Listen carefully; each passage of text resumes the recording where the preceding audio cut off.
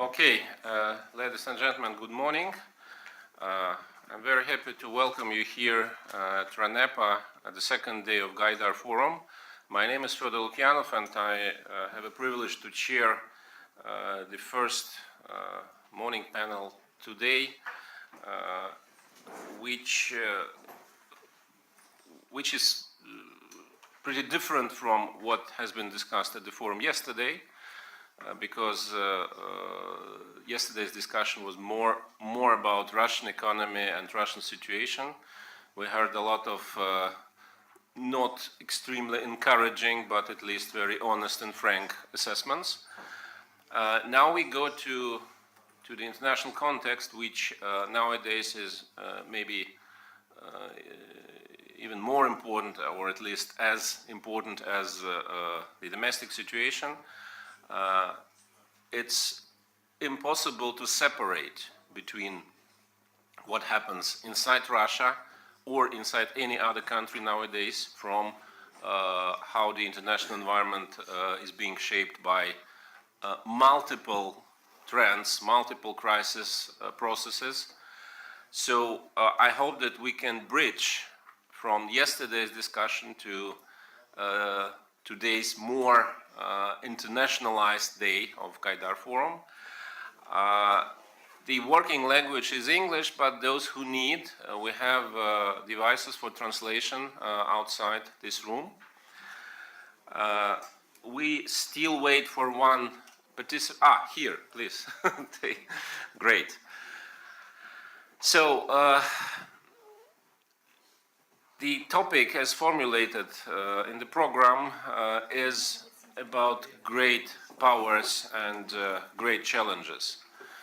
Great power is a notion which refers us to maybe slightly different time period, because the most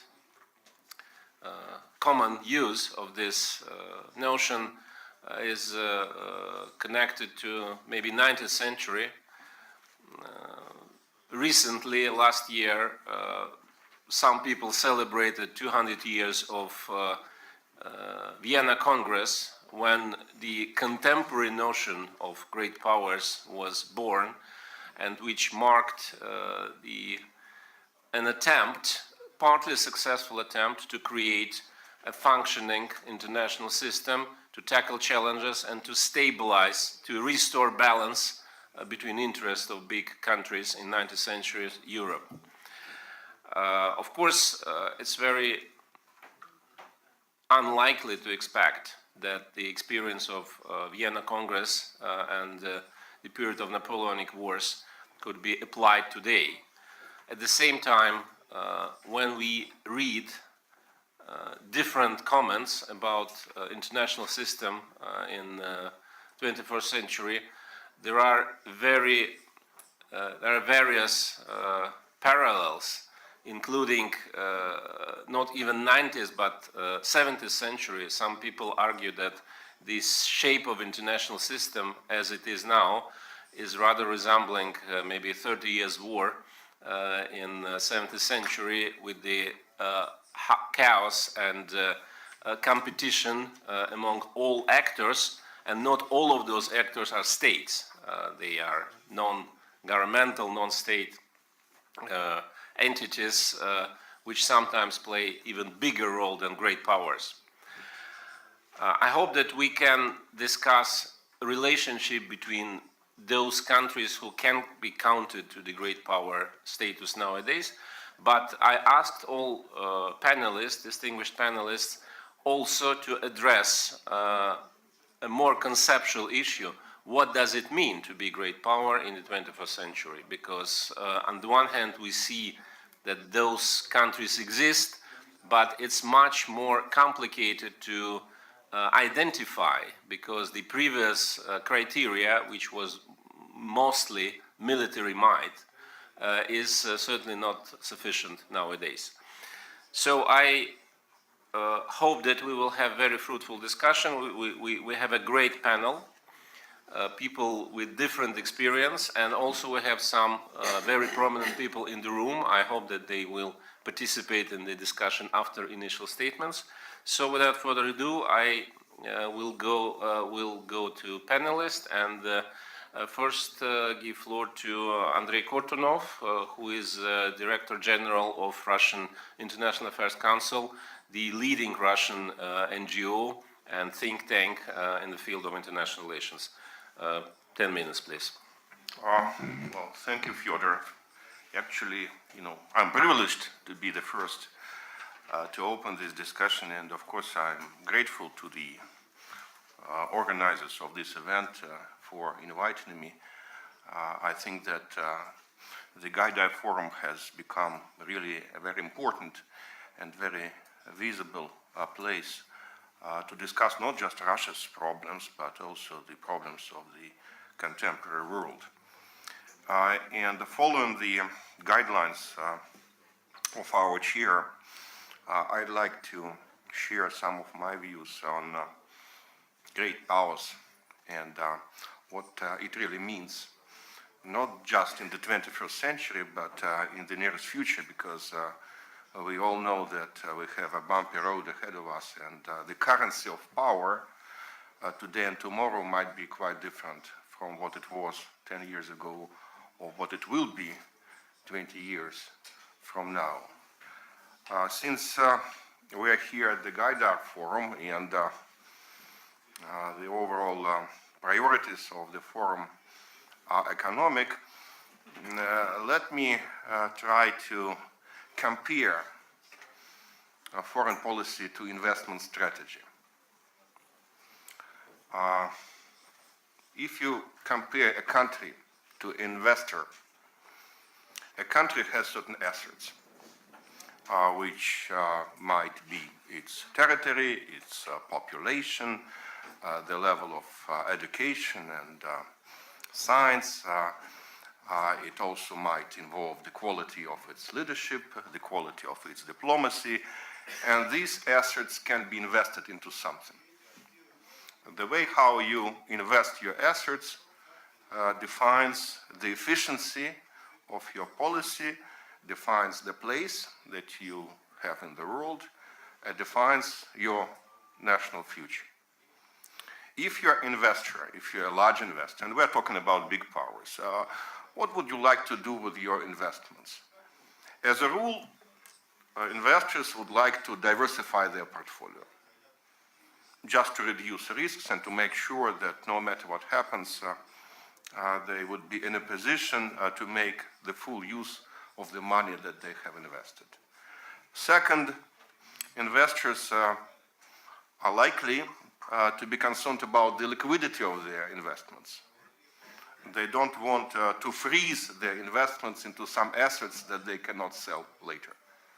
And finally, if you're a big investor, I think it's likely that you will be concerned about the social impact of your investment. It's not just about money making, it's about the social responsibility of a big company or an investment fund.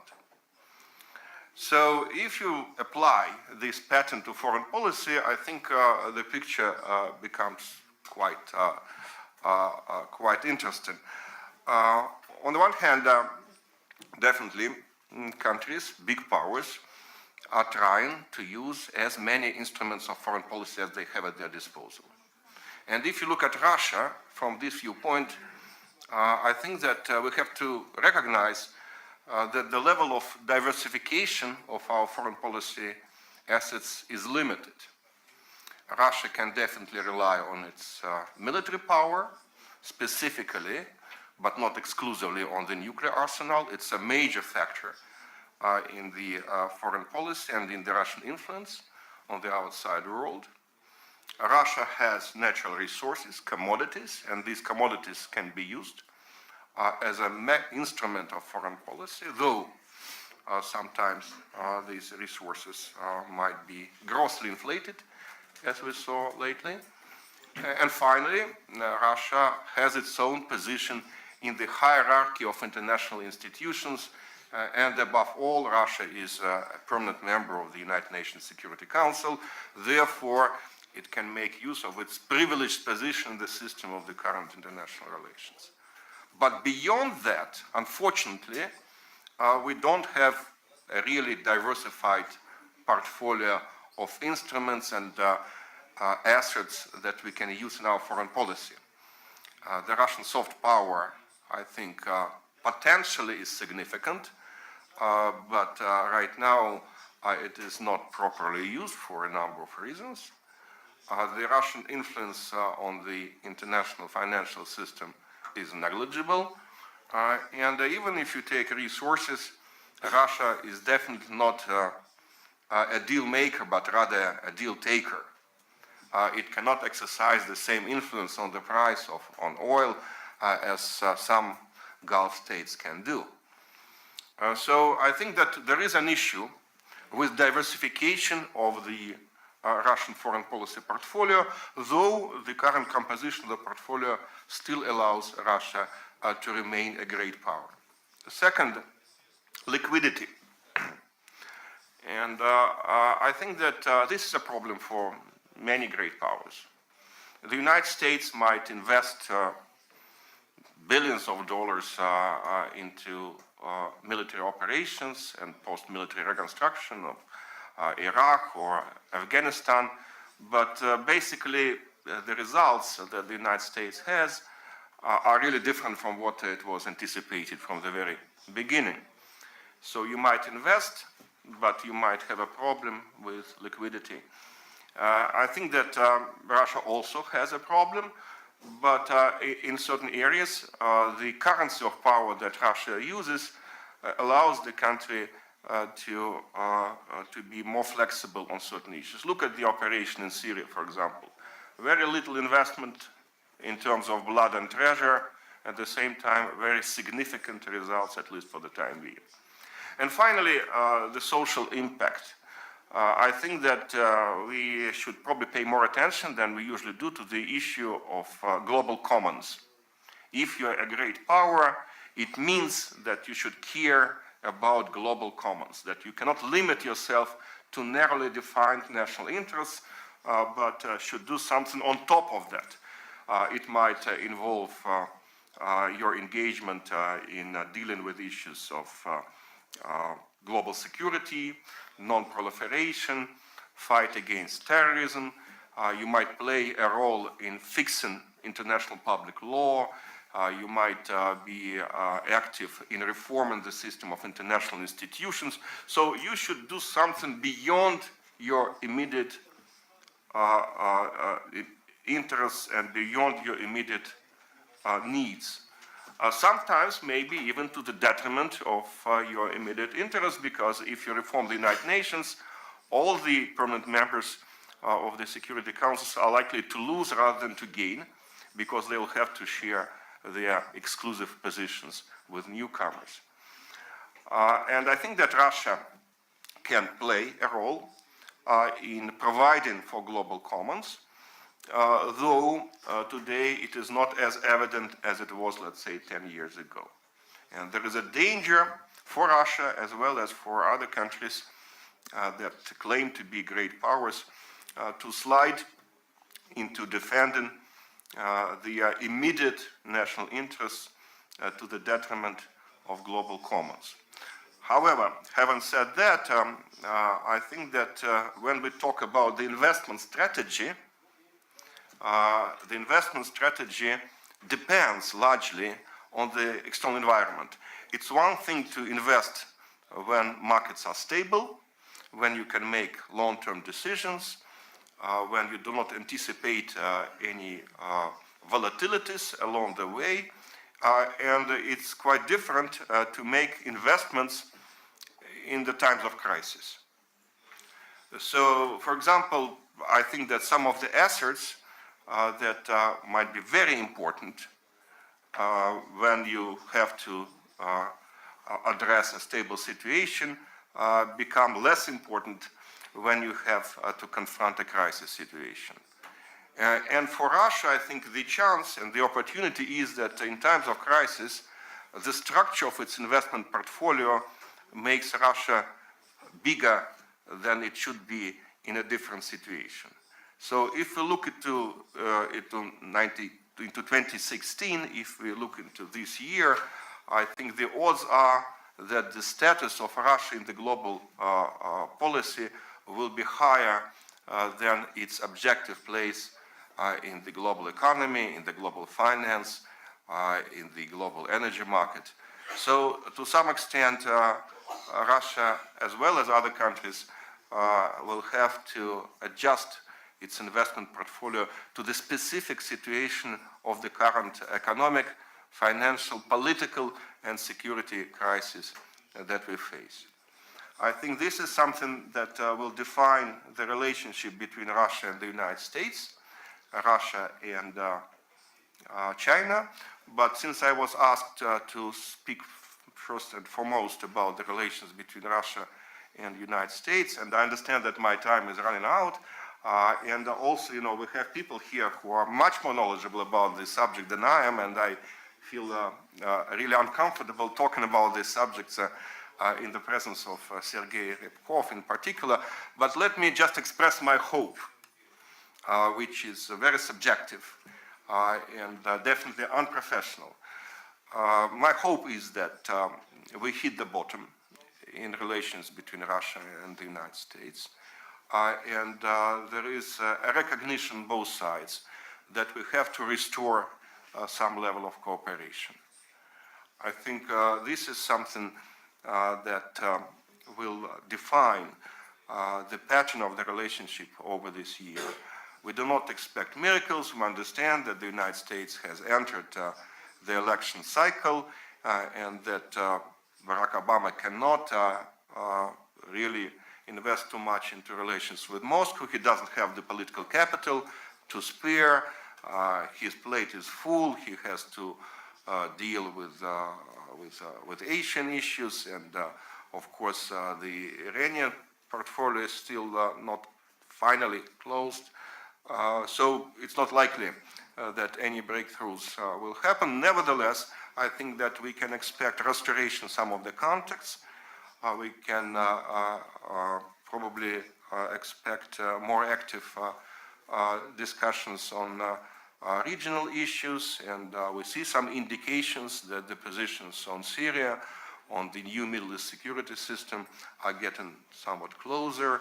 I think that we can express qualified optimism about the Ukrainian crisis, and I do hope that though the relations will not get back to business as usual, and we will not see another reset, not now, not in a year from now, nevertheless, the relations between Russia and the United States can be brought back to track. And finally, the very last point, I cannot miss this chance to talk about China. I think that we are approaching a moment of truth with China. Expectations that Russian-Chinese relations would develop automatically turned out to be wrong. We know the statistics of the last year. It's not just about numbers, it's about the quality of the relationship. Without major efforts, without trying to get beyond the traditional pattern of the relationship, we're not likely to accomplish too much. Both countries confront certain problems. Probably Russia has more problems than China does, but China also faces a very new situation this year.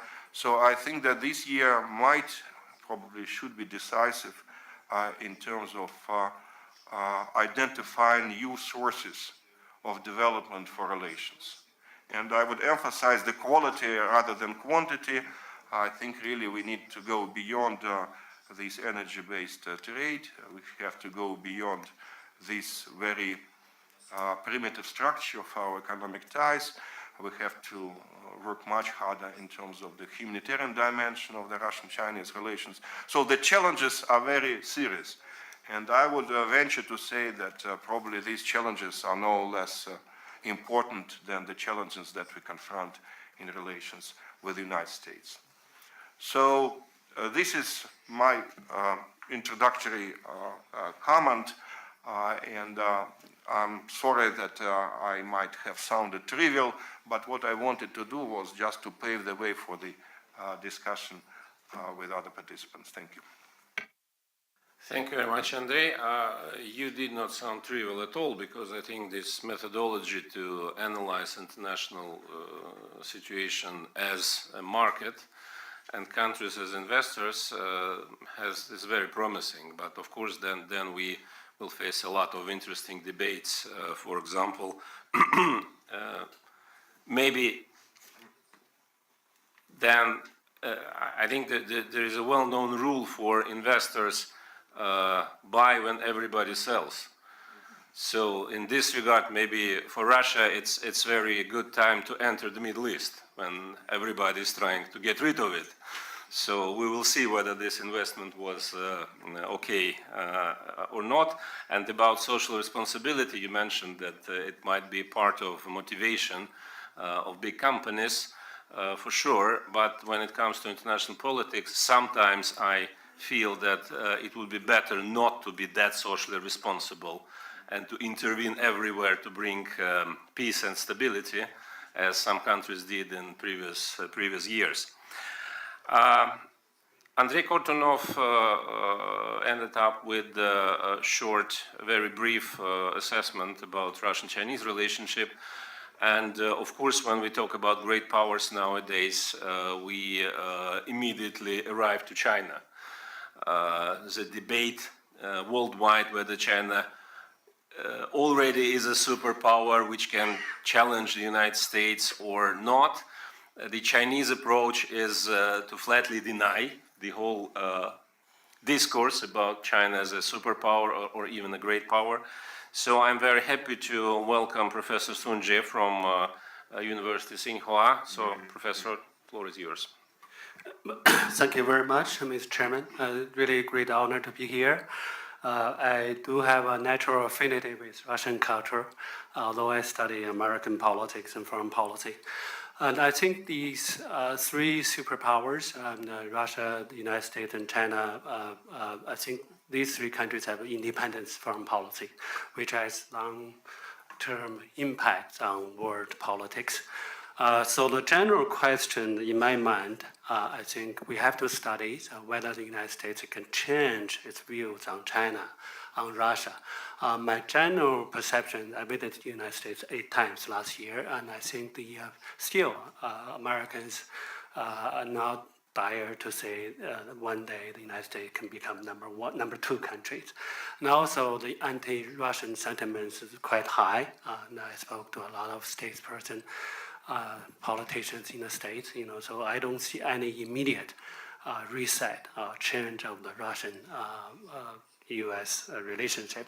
So the general question of whether the United States can change its way, the old way, to look at the world, and the chances of the cooperation among these three superpowers can increase or decrease in this changing world.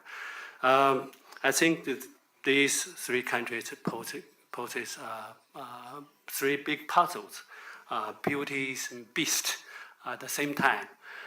So this morning I would like to focus myself specifically on US-China relations. I will ask 3 specific questions.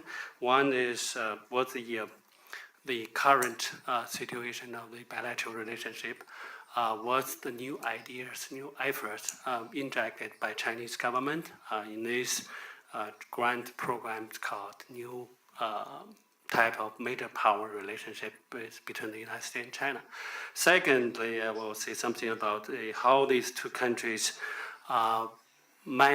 try to manage the differences between these 2 countries, and what's the implications for Russia, for the rest of the world.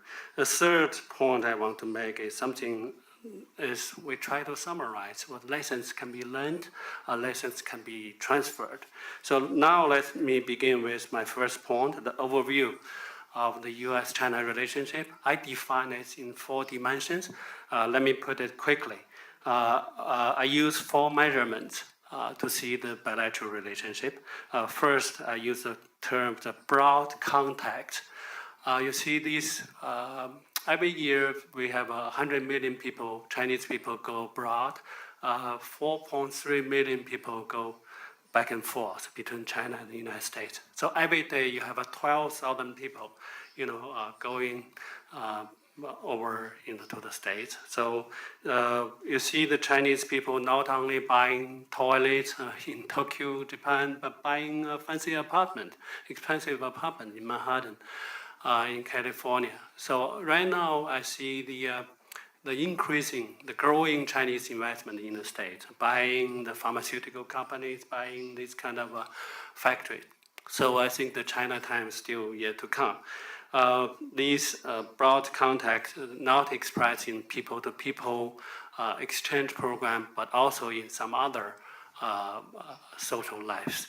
Second term I would like to say is there is extensive cooperation between these two countries. For example, China and the United States signed a big treaties, agreements on climate change. Nobody noticed by that.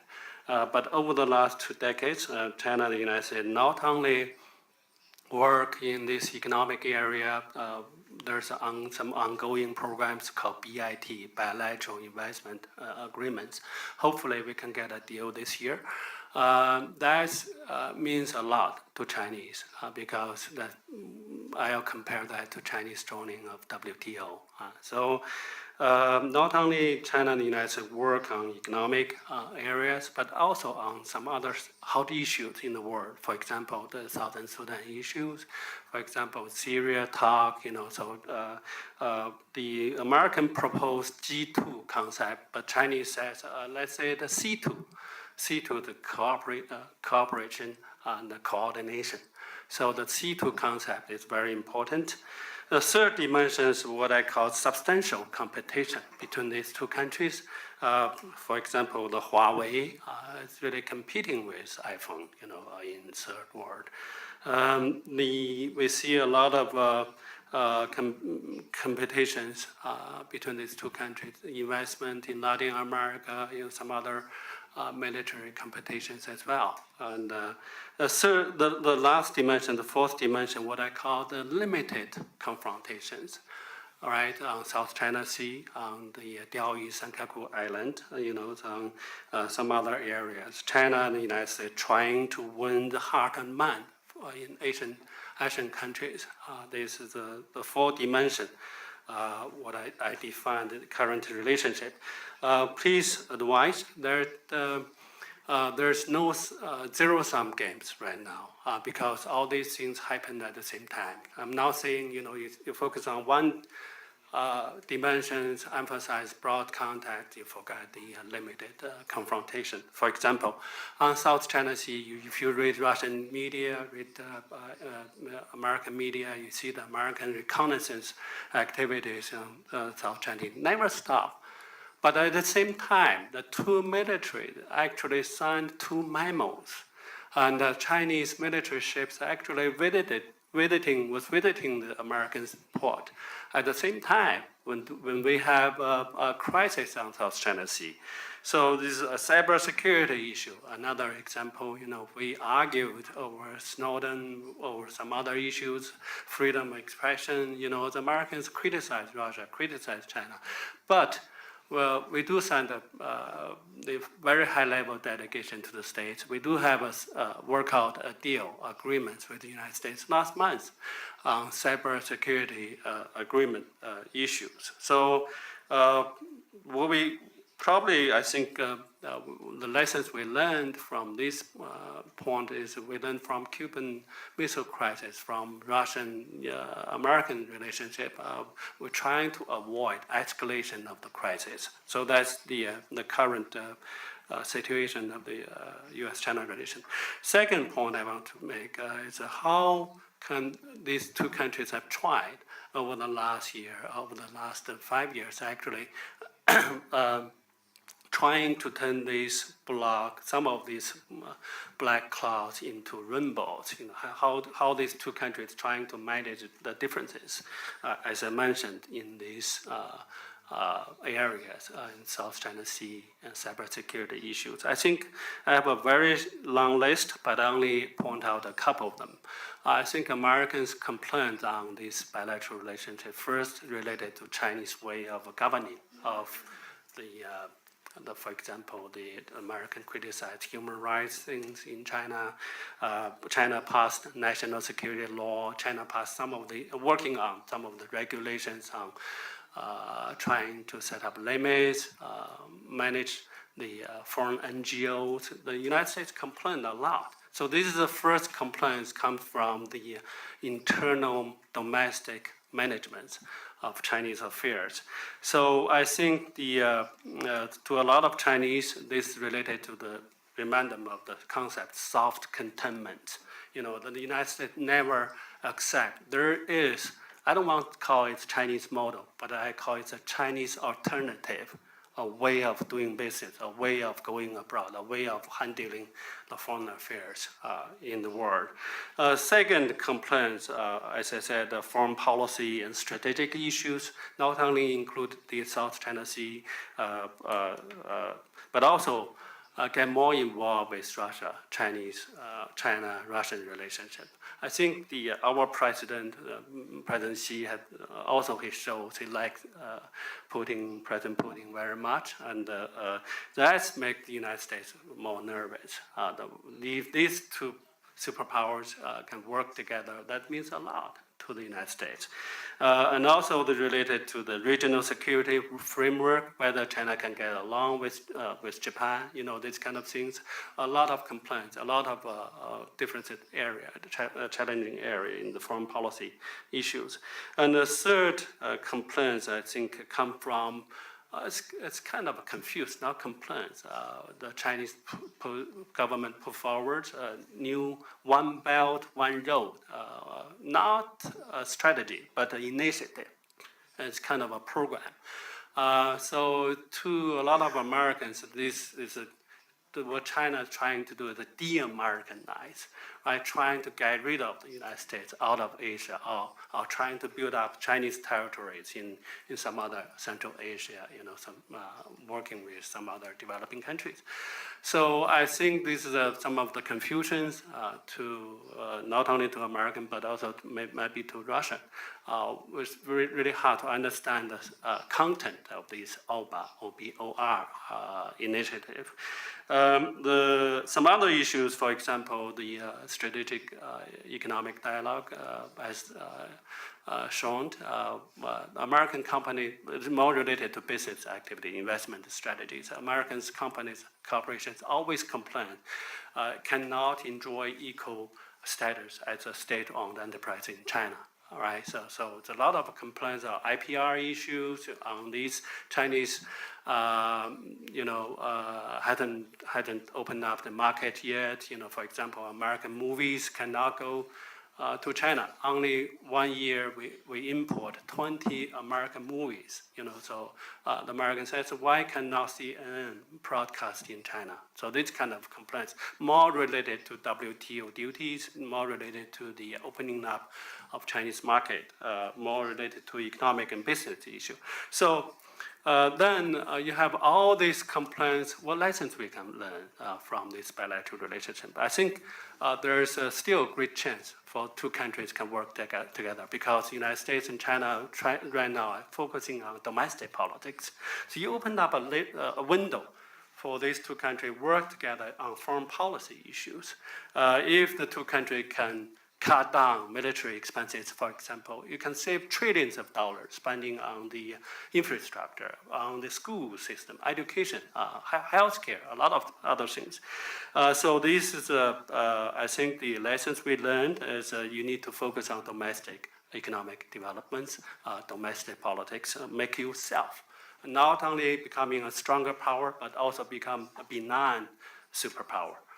Second lessons we learned, there's over the last 2 or 3 decades, there's a deep presidential, a deep high-level leader involvement in this bilateral relationship. President Xi cares about the U.S.-China relationship. President Obama also cares about it, something like that.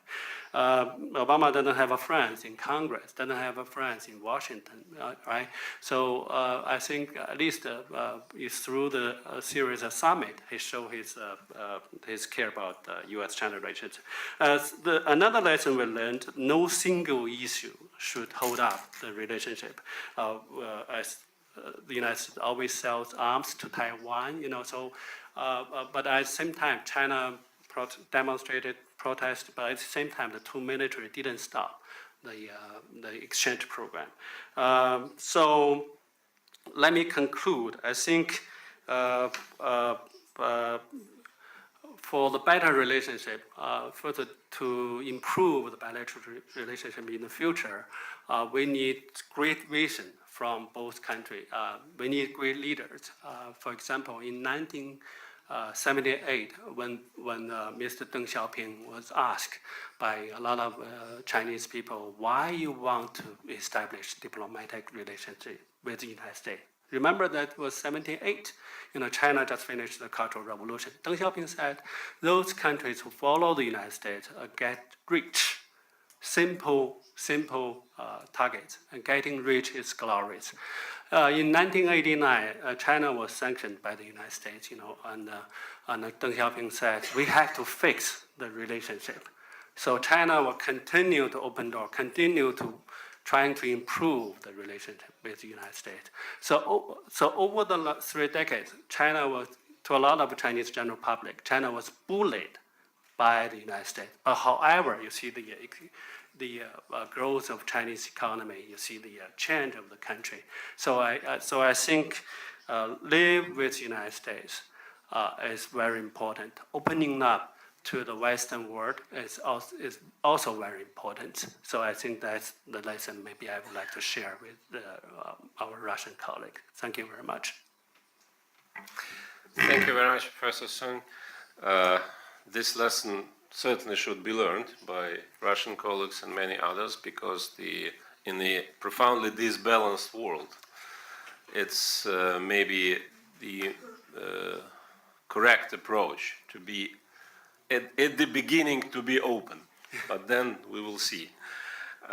You mentioned that the relationship, especially in the zone of South China Sea and East China Sea, the relationship with the United States can be characterized as limited confrontation, and I think it's right, but that's a very tricky notion, because from the experience of United States and Soviet Union, we remember that before we reached the level of limited or guided, so to say, managed confrontation, several very ugly incidents happened, and you mentioned the Cuban Missile Crisis. So I hope that between China and the United States, you will not need that kind of experience before you reach to the level of limited and benign confrontation, so to say. Now it's very logical to turn to Professor Tim Colton, the old friend of Gaidar Forum and old friend of many of us. Tim, my feeling may be wrong, looking from here to the United States and to the relationship between US and China nowadays, is that actually one of the biggest changes, biggest differences between Obama policy and Bush policy, foreign policy, is not exactly what is seen as this difference, because everybody talks about engagement, disengagement in the Middle East. But to me, a big change happened just in the relationship between US and China, because we remember at the late stage of Bush presidency, it was actually something like a symbiosis, this talk about Chimerica, about very, very close economic interdependence, and the key person in US policy vis-a-vis China was not Secretary of State, but rather Secretary of the Hank Paulson, the guy who was in charge of economy. In the case of Obama, we hear a lot of positive rhetorics, but at the same time, pivot to Asia means also more of limited confrontation with China. Am I wrong, or maybe you have a different, please? I'll try and say a few words that relate to your question, Fyodor. And I would like to start, as my colleagues have, by saying how much we value this Gaidar Forum at a time when, especially at a time when chances for conversations across national boundaries have been impeded by isolation and self-isolation in more than one place. So this is this runs counter to that trend, and I think that's terrific, and that the organizers should be commended for it. I was asked to say a little bit about Russian-American and American-Russian relations, and we were all asked by Fyodor as he was preparing this event to say a little bit about great powers and great powerism. Great powerism, and Andre has already addressed that. I don't have a whole lot to add, but it is, it is, how to put it, it's a somewhat vague concept. There is no precise or universally accepted definition of what a great power is. Many practitioners, I think, will tell you, well, I know it when I see it, and maybe that's sort of the essence of it. It's a category. There's no jury or certification board out there that awards great power status. So it's not like a Nobel Prize or Academy Award. Nobody votes on it. It's just somehow is constructed in the course of interaction among countries. And it's also, so it has a certain objective quality to it. We are talking about countries that are relatively strong. I think by convention, we normally think of great powers as numbering not much more than a handful. So there really can't be 25 or 30 or 45 great powers. It's a limited number in the single digits, and by convention, often it turns out to be sort of 5 or 6 or even fewer. Great power is also, though, an identity category, because countries, some countries at least, for their leaderships and even for members of their societies, it's very important to them that they be considered a great power. And identity categories are typically contested categories. They're not things about which people always agree, and often they disagree, in fact. And what can produce especially interesting and maybe turbulent politics has to do with changes in great power status or aspirations to be a great power. So countries that are, let's say, rising in objective power may feel resentful if they are not awarded the category or the universal recognition of being a great power. So this might have applied to China, let's say 20 or 25 years ago. Conversely, countries whose objective role in the world is decreasing may invest heavily in retaining a status which they feel they deserve, and others think that perhaps they don't.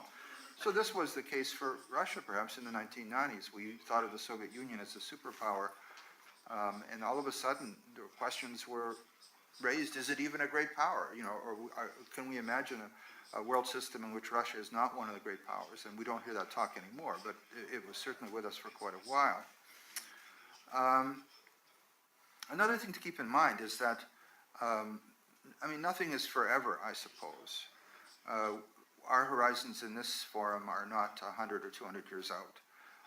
But the fact is that the ranks of the great powers shift over time, and they used to shift. It used to be more fluid, it seems to me.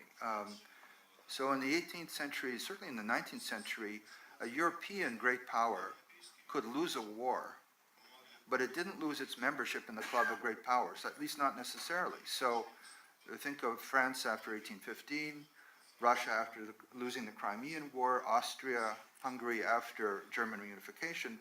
They all lose significant wars, but either simply remain in the club or work their way back into it through negotiation, which is what happened, of course, under Gorchakov's leadership with Russia after 1856.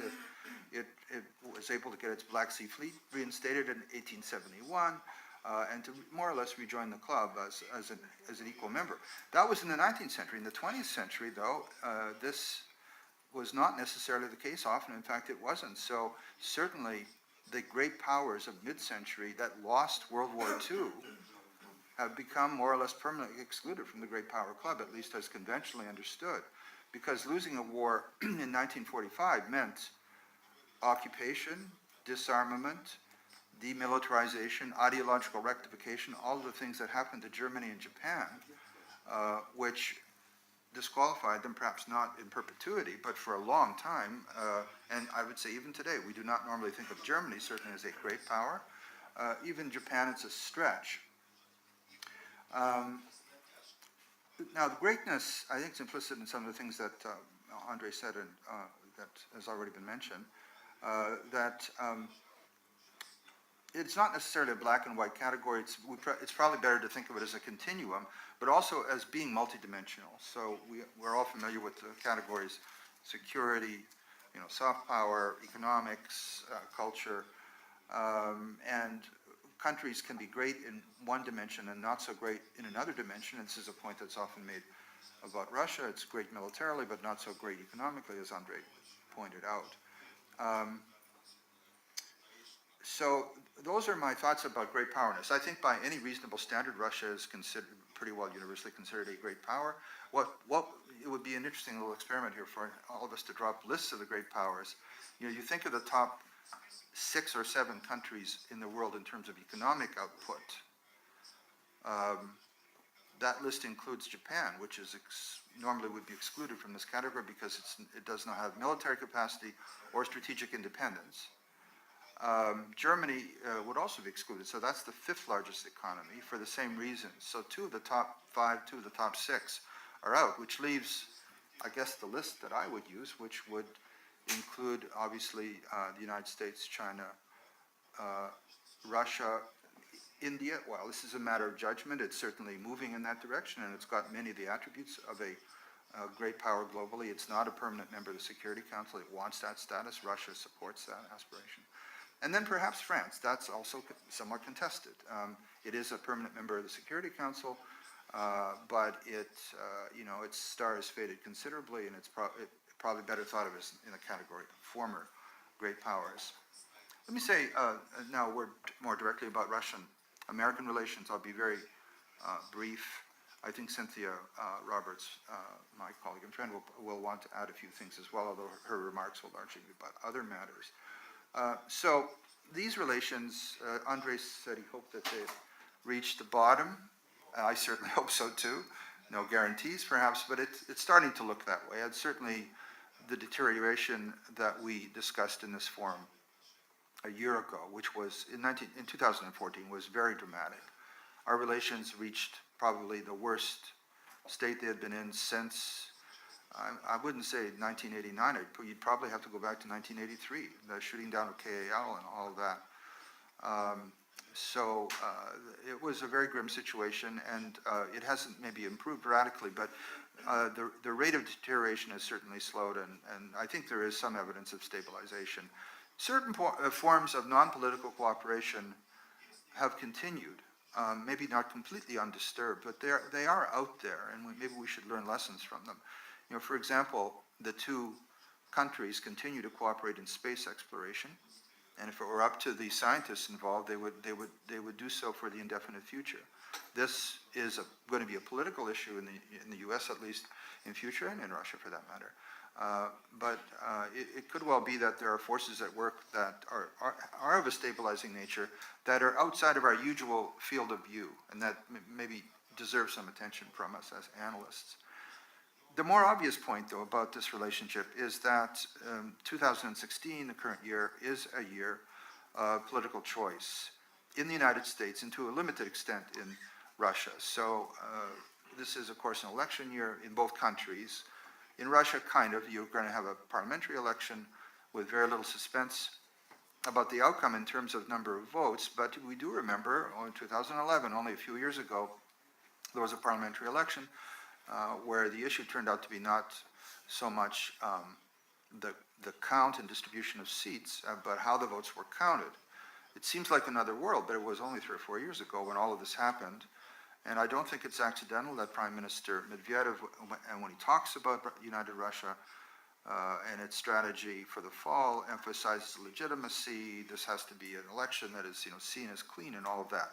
So this may turn out to have very little relevance to foreign policy, but if Russia were to enter into a serious political crisis because of contested elections, which I guess I don't expect, but we couldn't say that it's impossible, then it, of course, would have powerful indirect effects on foreign policy. In the United States, an election year, presidential election year, happens every 4 years, and we're at the end now, the second term, constitutional term of President Obama, so there must be a change in tendency of the top office, and you would normally expect a lot of things to change when the leadership, when the president in a presidential state, democracy like ours, changes. As Fyodor pointed out, though, the changes that occur after the rotation in office in the United States and in other countries are not necessarily what we expect, and they're not necessarily what they appear to be. So there may be layers within layers here. It is a truism in the scientific literature about American presidential elections that foreign policy usually, and security matters generally, don't count for that much. And you can qualify this by looking at particular elections that might be the exceptions in the past, but there would have been, if we had been talking about what to expect in this year's presidential election campaign, and you realize that one of the few benefits, I would say, of having not very competitive elections as you have in Russia is that you don't have to listen to the campaign for 2 years. In the United States, we have more competitive elections, but unfortunately the campaign almost never ends. So we're right in the middle now of this thing, and it's going to be with us until November. But it is going to be hotly contested, and the agenda, one would have expected probably a year or two ago, would have been largely, if not exclusively, about domestic issues. Issues like economic growth and prosperity and recovery, inequality, which has become, I think, much more of an issue in the last 5 years or so, race relations, cultural war issues like gun control and abortion rights, things like that. There's plenty to argue about. The two parties often have very different stances on these. Both of them have very strong internal groups and minorities that favor a more sectarian approach to these issues, and so there would be plenty here to fuel a very hotly contested election year in 2016. So, but one of the surprises is that it's not turning out exactly this way. In fact, security issues, which normally don't play that big a role in American presidential politics, have moved much closer to the top of the agenda. And this has caught everybody off guard to some extent. The campaign so far, we're just in the primary stage, is, the political journalists will tell you it's largely being determined by anti-incumbent sentiment at the grassroots level. And this is not really limited to domestic policy, it also relates to international relations and foreign policy. But the two security issues that have risen to near the top of the agenda unexpectedly in the last year are migration and international terrorism. And those issues, in fact, are also central to politics within the European Union countries for somewhat different reasons.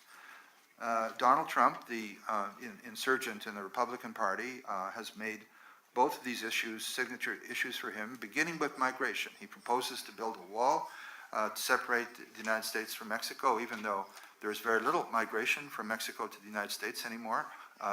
And moreover, he says he's going to find a way to make the Mexicans pay for this wall. So it's a rather extreme position, rhetorical position, which in an earlier, 4 years ago or 8 years ago or 12 years ago might have simply been ignored by the media. It would not have struck a nerve, but he's found a way to strike a nerve with this kind of position on migration and migration control. And then there's international terrorism. This is not a new phenomenon. We've all lived through, you've lived through Chechnya, we've lived through 9/11. But it's really, I think, developments in the Middle East, which are beyond really America's control, the rise of ISIS, the terrible events in Syria that have received a huge amount of media play, and every candidate now has to have a position on these issues, maybe on terrorism more than on migration. Okay, what about Russia? So it's well known that public opinion in the United States turned very anti-Russian. There's a cycle, there are ups and downs over the years. We've been through this before. But in 2013, especially 2014, we reached new lows in terms of American mass assessments of Russia. So Russia becomes considered by many people as sort of an enemy state, ranking right up there with a very short list of countries like North Korea and Iran. For the time being, these numbers are pretty stable. We can expect them to change. I think they've started to change just a little bit already. Public opinion, especially on foreign policy issues, is often derivative of elite opinion. I mean, I don't think this came out of a vacuum. It was largely elites and the media, I think, that helped create this wave of sentiment. And once the line at the top and at the center of the media system, communication system changes, I think we can expect public opinion to shift as well. So I don't really believe that it's driving events. For Russia, I would put it this way. Yes, American mass sentiment towards Russia took a very negative turn in 2014, but the action implications of this were very limited. So the American response to the crisis in Ukraine was largely decided in isolation from public opinion. So the sanctions that have been so painful for Russians to experience were basically settled by several dozen Washington bureaucrats operating in secrecy without serious public debate or engagement. Congress got in the act rather late in the day, but didn't really change anything fundamental. The Pentagon and the Department of Defense also handles saber-rattling in the limited moves to buttress NATO's eastern flank, largely symbolic, that had been also a response to the Ukraine crisis. So yes, a lot of bad vibrations, we would say, bad feeling, negativity about Russia, but the actions were largely determined in isolation from this opinion. It didn't seem to really matter all that much, which gets us finally, and I'll stop in just a minute, to the presidential election campaign. And here again, we see another surprise. So I would never have said that Russia was irrelevant in American public debates, but it was not really that central an issue, despite the negativity. But to many people's surprise at least, it actually has shown up in our election campaign. And several of the leading candidates have adopted positions on Russia that are surprisingly revisionist and surprisingly open to cooperation with Russia. Now, we're in no position to predict who's going to win the nomination, the two nominations, who's actually going to win the election. But it is certainly not without interest that two of the four leading candidates, one in each party, favors a reassessment of America's relationship with Russia. And we certainly wouldn't have guessed this a year ago at this forum. So on the Democratic Party's side, the Obama's party, the two leading candidates are Hillary Clinton, who has always been seen as the favorite. It might be worth mentioning that she does not go out of her way to say nice things about Russia and certainly about President Putin. But she was Secretary of State during the Medvedev-Obama reset. And she seemed quite happy with that development. But her challenger, Bernie Sanders, senator from Vermont, he's the one who has now several times gone out of his way to say that it's time for another reassessment in relations with Russia. Now, he's come around to this view rather late in the day, but in November, just 2 months ago, November 2015, at a student forum in Washington at Georgetown University, Sanders recommended that the United States work with other countries, other players, to create what he called a new organization like NATO to combat radical Islamic terrorism and the ideology that drives it. And he said this organization ought to include Russia. So that's something said on the campaign trail. Didn't necessarily come out of a lot of deep thought or anything like that. But the fact is, he did make that statement, and he seems to favor an improved relationship with Russia. And this is part of his challenge to the quasi-incumbent Clinton. On the Republican side, the two leading candidates are, of course, Donald Trump and then Ted Cruz, this junior senator from Texas. Cruz is a very hard person rhetorically. He often uses very harsh language, and it's hard to find anything in his statements about Russia that would suggest a change in approach. But Trump is different. And I think most people in this audience are aware of the things that Trump has said about Russia and about Putin, which again come as somewhat of a surprise. So he has, President Putin, in one of his statements late last year, had some positive things to say about Trump, and then Trump was asked, what do you think of that? And he said, I think it's great that, I approve of the fact that President Putin has said good things about me, and, he's a good leader, and he said at one point, he's actually a leader, which our President Obama is not. So, there's a bit of a show business quality to some of this. It doesn't necessarily produce profound changes in policy, but the fact is that 2 of the 4 candidates are making these statements, and that might give us a certain amount of hope for a change in the tone of the relationship, at least. And I'd be happy to say more of that if you're interested, but these statements have been pretty well covered in the Russian press, and they do reflect an objective shift in the process on the American end, which I say is somewhat surprising and is undoubtedly reversible. So for all we know, Cruz and Clinton will get the 2 nominations and will compete with one another to, in terms of harshness of line towards Russia.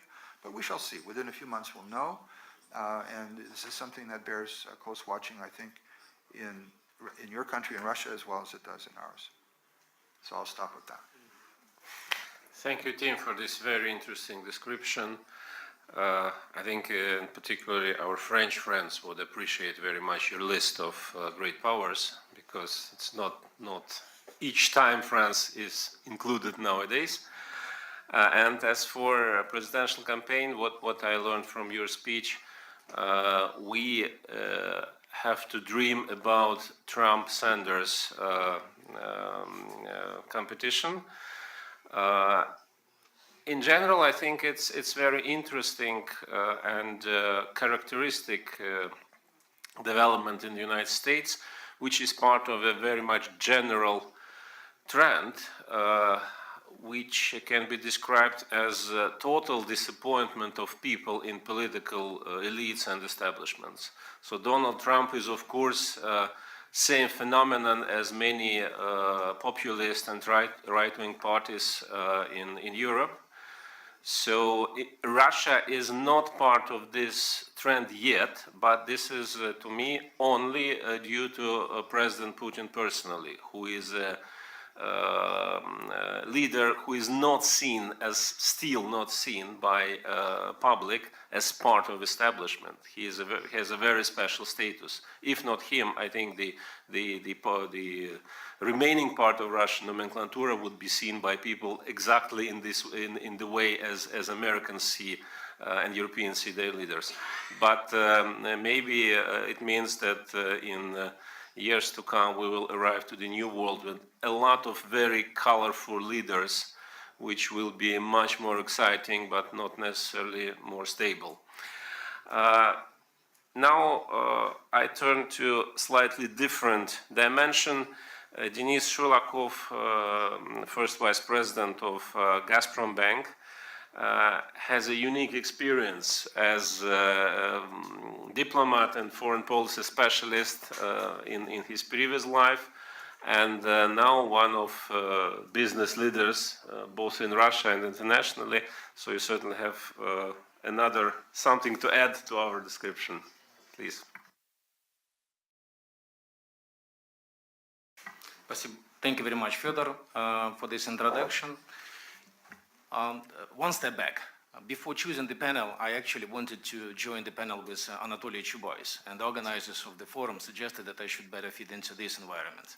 And for me, it's a great pleasure to see Anatoly Chubais at this panel, because I consider him as one of the most transformational managers which I've seen in my life. And when I was on the foreign policy in embassy in the Russian Federation in London in 1994, I see how difficult it was to even transfer the knowledge which at that time the Western world was very open to transfer to Russia in terms of the market understanding and the market perceptions. Today, we see to the extent the opposite.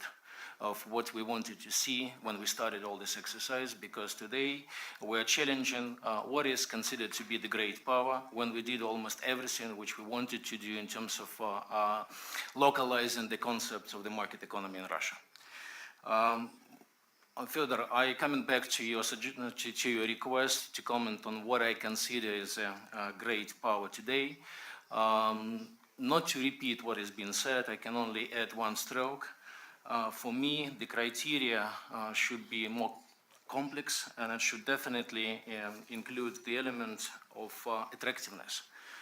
Great country, to the extent, should stand the test of beauty in the eyes of beholder, because we live in the world of constantly challenged legacy platforms, social media, crowd economy, delegated competences, and all of these require the means to work together in this world with wider audiences, not just peer choices. Commenting on what I received from previous speakers, for example, the military can be very attractive, the military might can be very attractive, subject to the purpose and outcome of the military action. Policy interests can be shared, cannot they be shared? When we talk about the policy today, policy is a reflection of the economic interests, cannot they be shared? And what are the means? What is the capital markets telling us in terms of shared interests? Economy, it's all about efficiency, use of the resources. Finance, it's all about cost, wealth, access to this. And this is the key word. I wanted to finish on that in terms of describing the greatness of any country. We live in the world, which we will see in a couple of minutes on the slides, where the capital markets do not let us sleep. We live in the world of 24 hours operating capital markets, which is not close to any tense and tension of hockey final, because hockey final can stop, and the result is clear. But now, when we'll look at our gadgets and see what is the price of ruble versus dollar, we'll probably in 5 minutes we'll have to look back. And this is how we all operate. What I want to say in my presentation, to the extent it's music to my ears, because I was afraid when I was discussing yesterday with Fyodor, what is my role in this panel, because I may, also with my experience, I spent 10 years in the Russian diplomatic service, and thereafter 10 years in Barclays Capital in London, building the capital market success for Russia. I believe that we need to make a step back and look at the world where we live, and this is what I wanted to show on this slide, but I did not know that it will be that small print. Therefore, I would suggest you look to the extent possible on the screen, because we wanted to summarize. This is again not a house opinion. This is more of my personal opinion coming from the experience, just to make few conclusions how we see the world, because we believe that the world today, global markets are in the crossroads. Low interest rates in the market economy, which we all operate in, global market economy, effectively failed to provide clear and sustainable growth path. And today we have a very conflicting messages from all economic indicators from all corners of the world. And that obviously challenges the business model we have right now, and world in the search of the new business model and new ways of cooperation between the great powers or key players. The question is, who is today the key player? Only countries, or we have the transnational corporates or banks or big investors? One small example, just to add a flavor for what is behind my thinking. We live in the world where 20 asset managers control the wealth, because this is what their portfolio is of, $30 trillion. So this is 20 houses, 20 decision-making matrices are standing behind of ownership of $30 billion. And there we don't have any Chinese or Russian names, by the way. Just one step back. Okay, so on the left side, we have challenges. Obviously, interest rates in developed markets are low, but they are fundamentally low. Even so that we see that US started hiking the rates, we see again the conversations about should we make a step back, should we look back to the quantitative easing, et cetera, so they're fundamentally low. But at the same time, we see the banking regulation tightening, which resulted, in fact, in the combination of things, but one which is very relevant for Russia and maybe China as well, because there is no real appetite for emerging market risk. We live in the world where since the year 2008, at that time I was in Barclays, there was not a single dollar of bank credits which was invested in emerging markets. I'm not talking about capital markets, I'm speaking about the bank's ability to assume more exposure to emerging market risk. That was all about refinancing. And obviously now on the challenge side, we see the attempt to go for the new partnerships, for new alliances. This is the step into the territory of trans-Pacific partnerships, transatlantic partnerships. Who are we befriending with, against whom? This is a kind of interesting question. On the right side, we obviously face that today is not just a beginning. To the extent this is a full-fledged internationalization of RMB. The RMB is across the world with 20 offshore centers. We hope that Moscow will become one. At least we know that we applied for the status. But the question is whether we would be eligible and how we make it happen, because today in our bilateral trade with China, only 9% are the settlements in the national currencies. Out of these 9%, 80% in RMB. On the positive side, we live in the world where Russia is the only BRICS country with a fully convertible currency. Sometimes we forget, we don't make a point of this. We believe we're just one off, but we're actually far more advanced, and Anatoly Borисovich, all credit to the reforms which you started. EM financing in the local markets. Is that new phenomenon? Look at the numbers below. On the green side, we have the pointers coming up. You would see that since year 2009, $3.4 trillion US capital markets allocation to emerging markets.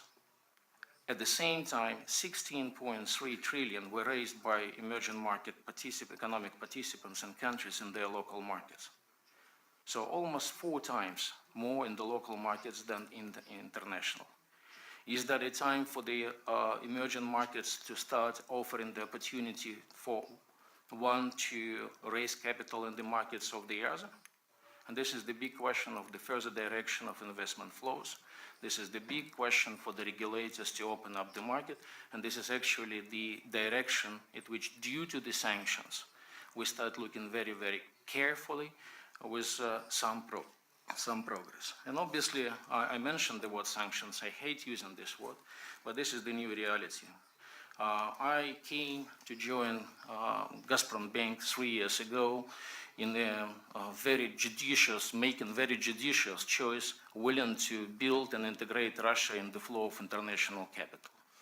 Out from Moscow, from Gazprom, thinking that yes, do we have sufficient players in Russia with global business reach? Yes, we do have Gazprom, we have Rosneft, but is that all? Are we as a country capable of producing global scale national champions? Of course we do. Sberbank is one of them. Why not? It's a global national champion. That is not me who invented this. This is Barclays pitching for the IPO business, inventing this category of global national champions. Is Aeroflot not one of them? Of course, there are many of companies and global technologies will follow. The question is, have we built the access to the capital markets? Where, as I mentioned, 20 asset managers allocate $30 trillion US, and our GDP is just 1/10 of this. Big question. Today, when we see the restriction on the capital markets, is that the new normality? Is that the world which we are supposed to live? I don't know. The only question is that it is now the fact of life, that sanctions can be applied to the free flow of capital. That's it. You may say that there are still Russian companies which can raise capital. Yes, they can, but is that the rule? Or you need to look in the ways of raising capital in the platforms and markets where you can control the game. Can you offer something, an alternative, so that these restrictions will not be implemented? Or the new norm. This is more global because the discussion is about the great powers. blue and red. Artificial division, but that's probably easy for the sake of making some points. G7 countries used to be G8, but G is the 7th letter of the English alphabet, so it came back to normality, G7. We have GDP 2 times more in the Western world than in BRICS and Mexico. But the population, that's the big interesting point. We have less than 1 billion in the blue world and more than 3 billion in the red world. Now we're all talking about the use of resources. Is that the new normality? Is that the new resource to look at? I am father of 2 kids, raising them up in London, and I know how much it was to bring a child to the university. I can give you my experience. It's £400,000. That shows that how difficult and expensive it is to raise a child in the Western world. It's a question, but it's a question about money. We all have to save, financial products have to be created, but it's a question of access to these labor resources. And the quality of these labor resources, and the reproduction of these resources, and migration versus investments in the human development, and the flows of the capital in the end of the day, DM to DM, or DM meaning developed markets, or DM to EM, not longer the case. It's more EM to EM, or maybe EM to DM. That's a good question. Is that the new paradigm? And obviously, the bigger question is not actually about the use of reserves, because reserves are where they are. The interesting question of the quality of the reserves, financial reserves we have. If you look on the left side, most of these reserves are in the terms of gold, while the reserves of emerging markets are mostly in the paper of developed markets. And the key criteria which I would normally use in assessing the direction of the future development is the ratio of financial assets to GDP. If we take Western world, we look far more than 4. If we take Russia, it's less than 2. In year 2013, when I was making the first year in this bank, it was slightly above 2. And in making the joke, I said, this is the access to the risk capital, because effectively these are $2 of the financial economy competing for $1 of the real economy. Basically lost $1, there is only 1 left. So that's what it is. That's your access to the risk capital. That's why we all have to borrow internationally, because we don't have sufficient risk capital inside Russia, not financial instruments enough. That's why sanctions are painful. That's why the access to the capital is needed. That's all the elements of the game. This is more statistical analysis. So the colors represent, the rosy one is not actually rosy. This is the typical English way of understating. This is actually where the things are going in the red territory. Green is green, where there are more positive developments. And blue is mostly where things are neutral, or the impact is neutral. Again, you may look at these numbers from different perspectives, but the key element is where do we compete and what means we have right now in terms of our indicators, which we use every day to play with. And the key question, obviously, not about the debt burden or economic growth, the key question of the use of the resources.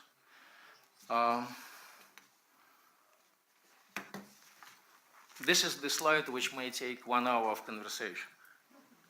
I deliberately put it as in circles to provide some energy after maybe 40 minutes of listening to us.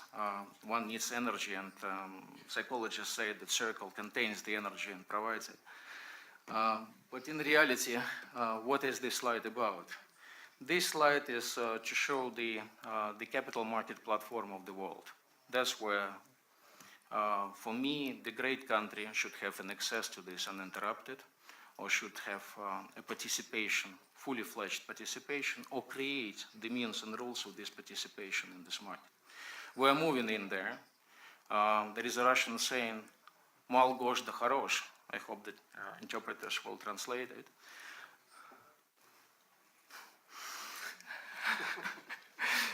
challenging you. But the fact is, we did in Russia what we didn't dream to do. We created the market, which is fully open platform for bonds and shares. We have a clear bridge with Euroclear and Clearstream for the settlement. We have freely convertible currency. Our law, that not many people pay attention to this, also it is written in the Russian language, in reality incorporates all the English law-based market concepts. And the big testimony for this, or test, was this year. Beginning of the year, there was last year, sorry, was very, very moody. And we all faced that the market were not moving in any direction. But suddenly, Ministry of Finance came with a floater. And then in June this year, there was a marketing with successful placing of OFZ in Minfin bond linked to the inflation, replicating the Canadian-based concept of this paper with Russian, obviously, features in it. And 26% of this was placed in the hands of American and UK investors. 26%. 1% of this went to Europe, and some Chinese order. Remarkable. For the first time in the private placement, the Chinese orders came. One from China mainland and one from Hong Kong. But the key question is not about China. The key question is about US and UK. Sanctions, Russian law, Moscow-based placement, Moscow exchange. Difficult instrument, 26% participation. So we have a territory, we have a platform. I'm not here to advocate that this is the change of the game. I'm saying that we made a great effort as a country to implement the concept which retool us, enable us to step into the game, which is on your slide, which is in front of you.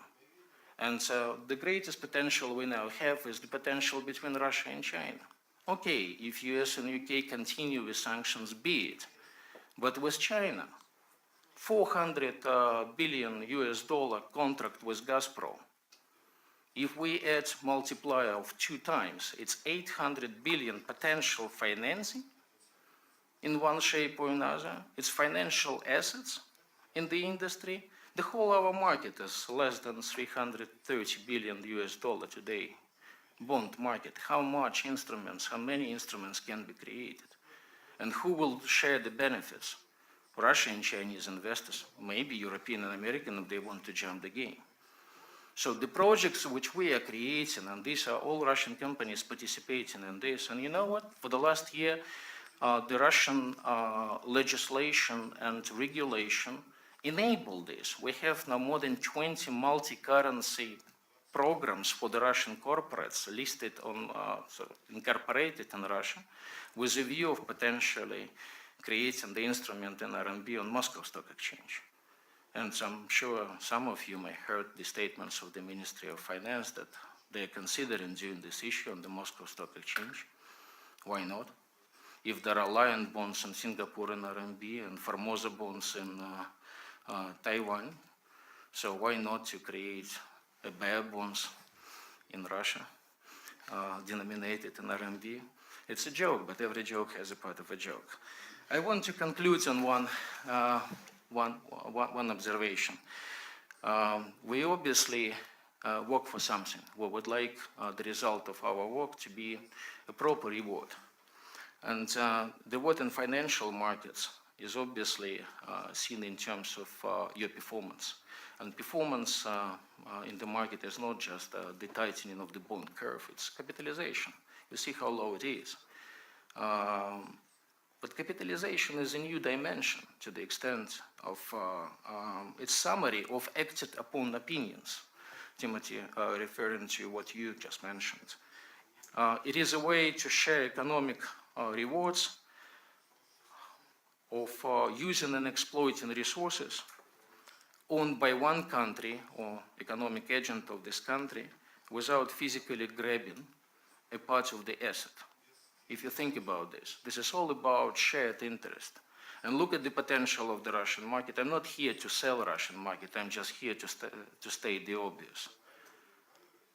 How much potential sits there?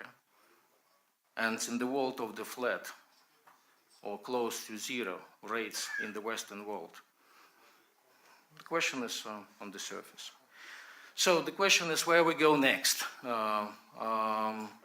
From globalization to globalization, as people joke today, or deglobalization. My one topic contribution for this would be we go to the world of the shared interest, meaning shared risks and rewards, and we go to the world of cooperative competition. How? It's a big question, but that's what I'm doing every day to make my little push into this direction. Thank you. Thank you very much, Denis, for this view on our topic. I think what the Russian tale, Russian saying you used, "Mal gosh da хорош," can be translated into English as "small is beautiful," and I think it's a very refreshing way to apply it to capital markets. That's the new approach.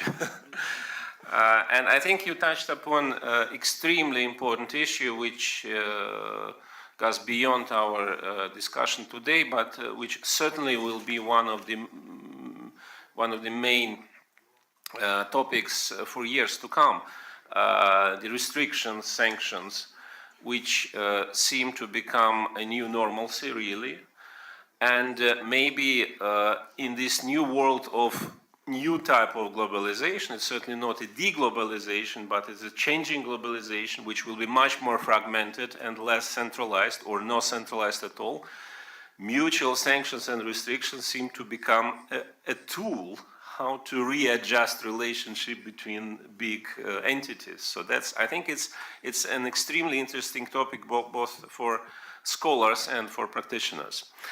Now we have a privilege to have Cynthia Roberts at our panel, and she is professor at City University of New York and Columbia University, well known to many of us and a friend of Gaidar Forum as well. Cynthia is a big specialist on European security, but it's more relevant to today's discussion. She's one of the leading researcher in BRICS in the United States. And after what Denis Shulakov said about capital markets and new emerging markets, of course, the floor is yours. Thank you, Fyodor, very much. Let me first go to it. I'll leave that one up because it's hard to read. First, let me thank very much the Gaidar Forum organizers, Vladimir Mao for inviting me, Robin Lewis, who I've known for many years. I'm delighted to be here, and I share the sentiments of Tim Colton, my friend and colleague from the United States, that we hope this is the bottom of U.S.-Russia relations. I won't talk about that directly. Maybe we can come back in Q&A. Today, I want to talk about BRICS primarily, and I'm grateful that Dennis was here to explain to everyone the financial market side and what is a group, G7 and all of this. So, and let me start by taking the initiative from our chair to talk a little bit about great powers. And here I want to specifically limit or focus my remarks on how great powers interact with and use international institutions. And I'll finesse the definition. It is, you know it when you see it, but there's some refinements that I'll make that will hopefully make our understanding a little better. But let me start by dismissing some of the conventional wisdom. I like to argue against conventional wisdom. In America, it's fun to work on BRICS because for years, all of my colleagues in international relations have told me, you're wasting your time, stick with European security, which at that time wasn't doing much. BRICS seems so much more exciting. But there is this view, especially in the United States, less so in Europe, where they're more concerned about the direction of the BRICS, that these are a bunch of free riders, freeloaders, that it's a gimmick that came out of Goldman Sachs that was then transformed by the Kremlin into some new foreign policy strategy. I think there's, and that the BRICS are too divided, too different, and could never cooperate. So let me start by saying why I think a lot of the understanding about BRICS in the United States is incorrect, because it reflects also a misunderstanding about how great powers interact in international institutions. And to sort of preview my conclusion, I also argue against a very typical view in the United States of not G7 or even G20 or BRICS having the dominant share, but rather it's chaos, it's G0, that nothing works in the world. And I think this is profoundly incorrect. So first, let's remember, since the 20th century, the world has become a lot more institutionalized. There are international institutions that states are members of. There are NGOs. I don't need to instruct this esteemed audience on the range of institutions. So I want to focus just on how do great powers interact with these kinds of governance institutions. And here it pays to remember that great powers have a special interaction. It's not, and in modern times, it's not that they don't like governance institutions. They do understand they can help solve collective action problems. They can give legitimacy to their own behavior and their own priorities. They can create some predictability in world politics. But there's a problem.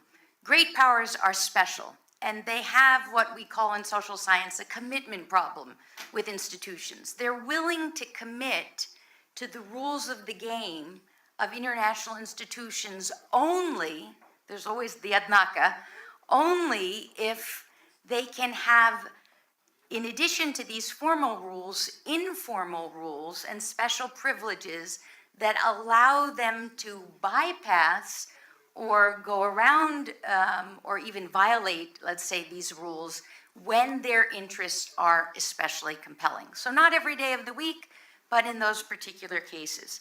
So to organize their interaction with institutions, great powers, you might notice, actually form these informal groupings, or they create special privileges within the institution. So in the UN, we have the UN Security Council. We know the great powers of the last war, the 5 great powers, are on this Security Council, and they have a veto that other major powers do not. So Germany, India do not have this permanent, and they regret it. They'd like to be there, and also Japan.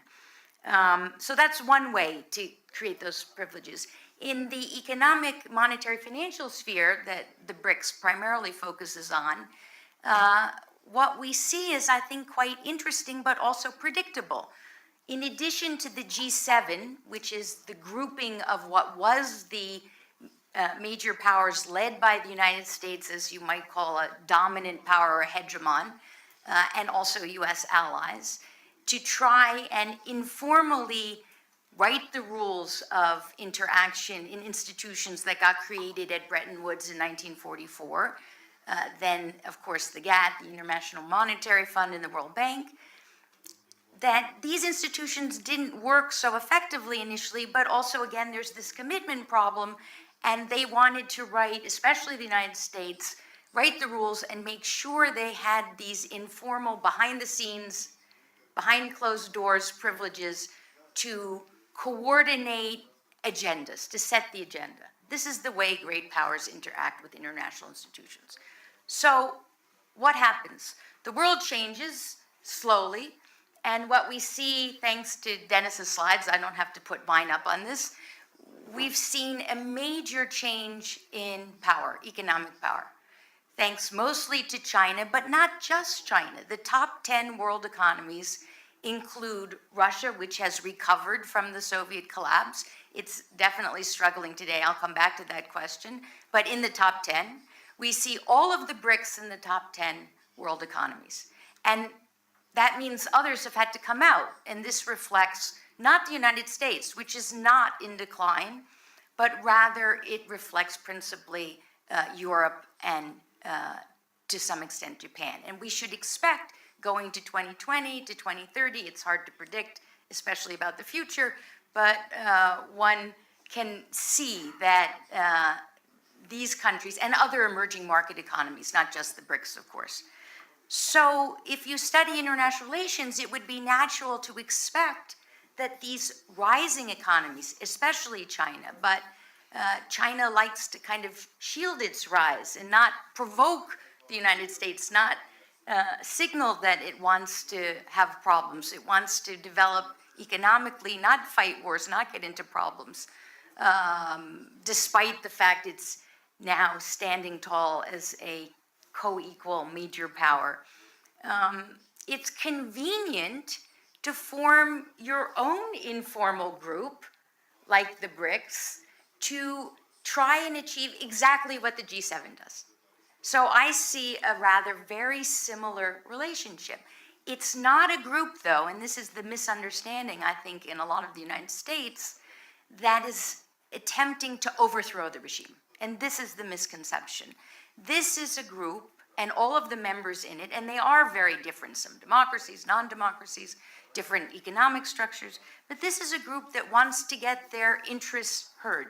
They want larger voice, more representation in the existing institutions, and they are dissatisfied because they feel that, small countries like Belgium, which haven't been a major power, since before World War I, when Belgium's army was bigger than the US Army, that they feel that Belgium should not have more representation in Bretton Woods institutions than China, India, or these other rising economies. And there's a lot to be said for that. So that leads me to my next observation about international institutions. And we know a lot about how they work. One other thing we know is that they change very slowly. They're what we would again call in social science sticky, right? You create an institution and it's really hard to add new chiefs. Everybody wants to be a chief and not an Indian. It's even harder to get rid of countries or to get rid of members. So it's not at all surprising that we see the same problem in the UN Security Council. Countries like India, Brazil saying, what's with this? Why does, I won't use the example of France, but all right, Britain, why do these countries that have smaller GDPs and, we, India, we have nuclear weapons too, why don't we have this perk of the veto of permanent membership? And the problem is, it's really hard to change. Who's going to come off? And the members of such elite groups, they form a kind of club. So there's informal coordination where we now know, I won't say thanks to WikiLeaks because this is a violation of American law, but somehow some information was released that there was actually discussions between the United States and China that, do we really want to add new members? And the United States likes to keep its allies. They hopefully vote with us on the UN Security Council. So this is a problem. If you were to design the UN today, and even with the Security Council, and there's good reasons to have smaller groups steer international institutions, otherwise you have a huge collective action problem, you wouldn't get there from here. It's very hard. You would design it somewhat differently. So one way to pressure change international institutions like the Bretton Woods institutions is not surprising the BRICS would come to the fore. One last wrinkle on how the international institutions work, and then I want to say a bit more about what's been going on in the reform of the IMF and the World Bank, since Dennis has kindly taken the task of talking about RMB, which is a whole subject in its own right. Not all great powers are the same. So, of course, in the G7, there's the United States, which is more powerful than all of the other G6 combined. And even though Russia was the originator of this clever idea of transforming a Goldman Sachs investment idea into a diplomatic club, to their surprise, I think to all of the BRICS' surprise, China rose faster than most members, most countries, most people around the world expected. And now China is by far the dominant member. This is no surprise to anyone. China's economy is larger than all of the other BRICS combined. China grows, if it grows at 7%, okay, so 6%, but my numbers are in 7%. China creates, if it's at 7% growth, another size economy, has growth the equivalent to an economy the size of India every 2 years. That's mind-boggling. It creates a UK economy size every 1 year. And it creates a South Africa, of course, the smallest member of the BRICS, every 3 months. This is just unbelievable. So there's no competition between China relative to the other BRICS and the US relative to the other G7, which leads to this final observation about how do great powers, or especially dominant powers, work within these institutions. And that's this, that besides the informal behind-the-scenes privileges that they seek as part of their agreement to join an institution, participate and contribute to it, they also believe that if things don't go their way, the most powerful will exercise what we could call their outside option, their ability to create something on their own, do something on their own, and just ignore the institution. We see this periodically in the UN Security Council. The United States tried hard to get a lot of votes. It won a lot of votes to go to war against Iraq, but it didn't win the final vote, and it went anyway. And this is just what dominant powers do. And the United States is not the only country, of course, that has used force outside of the UN Security Council. We see the same thing in the Bretton Woods institutions. The United States is the dominant power. It created this. And it's written the rules, and the first power, it said, listen to us, was Great Britain, to the great surprise of the founding. And interestingly, the 4 powers that became the dominant players in the IMF, we now know, thanks to some research done by the current executive director, the Chinese executive director, Jin Shangjia, who has written a very interesting piece, and I spoke to him about this when I was in Washington recently, about how China wanted very much to be one of the major players in 1944 in Bretton Woods. It brought the second largest delegation to Bretton Woods, which is, of course, a beautiful spot in New Hampshire.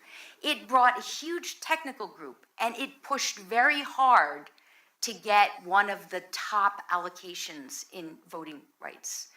In the United States, we know from memoirs and released documents we release archivally, we know that President Roosevelt actually agreed there should be big 4. It should be the United States as double the shares of the next players, then Britain and France, and 4th would be China. I'm sorry, it would be the United States, it would be the Soviet Union, it would be Britain, and the 4th would be, I misspoke, thanks to Tim has got France on my mind, would be China. And this is significant because the French protested. They were very unhappy with this outcome. You might ask, how were those shares determined? We now have a formula. I won't go into it, so arcane, and it's, whoever writes the formula obviously determine who gets the most votes. That's the way rulemaking works. The guy who wrote this formula to get this was instructed, we want an outcome where the United States is twice as large as the next player, and then the top 4 has to be these countries. And he had to do all the maths to make it work. My point is that's just the first time this happened. But interestingly, the United States has, since the beginning, tried to co-opt either former enemies or important players to participate in its order. And so you can find then after the Chinese Revolution, you remember Taiwan joined the UN Security Council. Taiwan then became the chief member in the Bretton Woods institutions. Then with the normalization with the People's Republic of China, this also flipped in the IMF and the World Bank. And it was a very tricky process. And once again, behind the scenes, the United States ensured that China would have a major seat, an independent executive director position. It took a number of years to get the gold back to Taiwan. It's a very complicated, I won't go through the whole story. But quite interestingly, this happened. And also, it happened with the Soviet Union and Russia in the 1990s. The Clinton administration, they had to get a new guy to do the math, said, we want Russia to have this number of shares. the Treasury Department and the IMF staff said, we have no idea how to measure the Russian economy. And we all know what the Russian economy was like in the 1990s. And the Clinton administration said, we don't care. We want Russia to have a privileged position because we want it to continue to have a stake in this Bretton Woods system. And they had to go through incredible manipulations to create a number of shares. Today, Russia has its own privileged economic independent seat in the IMF, which is quite rare. India doesn't have it, and many other countries don't. Okay, so finally, just a few last words before do I have a few minutes left, Chair, Mr. Chair? 1 minute, okay.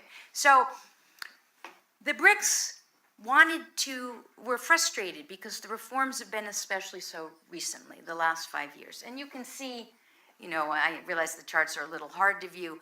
It took the last reforms, and they aren't fast enough to keep up with Chinese growth. But the last reforms were 2010, and we're going to bring all the BRICS into the top 10. I'll just stay with IMF and leave aside World Bank for now, for time's sake. It took until this December to get Congress to pass these reforms, and now they're already out of date. In this time, not surprisingly, you would expect to see the BRICS create some parallel institutions because they're large, because it makes sense economically, and they created a new bank. On new principles, we want to do things differently, the BRICS said. We want everyone to be equal. My point is, be careful what you wish for. They got their new bank, everybody has equal shares, but as a result, its lowest common denominator is very small. So what would you expect? The dominant player in this club says, this is not enough for us. So China went and sort of preempted the declaration of the new BRICS bank and said, we're going to create the Asian American Bank. And let me just show this one slide. This is the other way. So no surprise, China wants its bank to be a little more like the World Bank. Who is the dominant shareholder that has a veto over certain policies? These numbers are from the Articles of Agreement. And the answer is China. And yet China, here's the good news. These countries want it to work. There's a huge need for more infrastructure spending. The World Bank has become quite bureaucratic. It's slow. So there's competition, but there's also socialization, a lot of cooperation. We shouldn't see this as, I like the term that Fyodor used, benign confrontation, but also extensive cooperation. Retired workers for the World Bank have actually gone to China and helped them. Others have helped create the new development bank. So it's actually not confrontational. There's a sense that multilateral development banks can work together. But it's not separate either. They also created a contingent reserve agreement for liquidity, which is, I'm sure Dennis knows. But by the way, if you want a lot of money, you also have to get an IMF program. It's not totally different. So we should see the world as more, I don't see deglobalization yet. It is very complex, but there's also a lot of cooperation, but great powers want special privileges. And surprise, surprise, who could be surprised about this? I'll stop there. Thanks. Thank you very much, Cynthia, for this extremely interesting and enlightening introduction. I think, of course, you're absolutely right that the key issue for most of emerging countries is to increase influence in existing institutions. But as you rightly pointed out at the end of your presentation, time is not unlimited anymore. And on the one hand, there are new institutions emerging which can, if not replace, but then develop in parallel. At the same time, there are several strange changes inside institutions. For example, I think it's quite an interesting question how the recent decision by the IMF to change rules of relationship with indebted countries for political reasons, for reasons to support Ukraine, what impact it will have in the future on not on Ukraine, but on the IMF as a structure. So that's extremely interesting time of changes we live in. Last but not least, Alexander Gabuev from Moscow Carnegie Center, the emerging star in our expertise on China and Russia in the Asia Pacific, please. If I may, Fyodor, I will be a disappearing star because, as you said, time is limited and I have to rush after my presentation, so I try to keep my remarks really short. Number one, but number two, I'm really grateful to all my fellow participants because they saved me a lot of time by defining what the great power actually is. My notion would be, as a more person on the practice side, would be very much with Tim Colton. I really see it when I feel it when I see it. And another point which Tim made is very important. It's not only about having some qualities of the great power, but also great power identities. And here I come more to Russia-China topic, which Fyodor and Robin asked me to address. One thing is to have all these characteristics, proper combination of military might, economic power, soft power, having some interest beyond your borders and immediate region, and also some views and preferences on the global order and global commons. That's how I define the global power. It's also how necessary you feel to be perceived as a great power. And that here we have a fundamental differences between the foreign policy strategy and goals between Russia and China.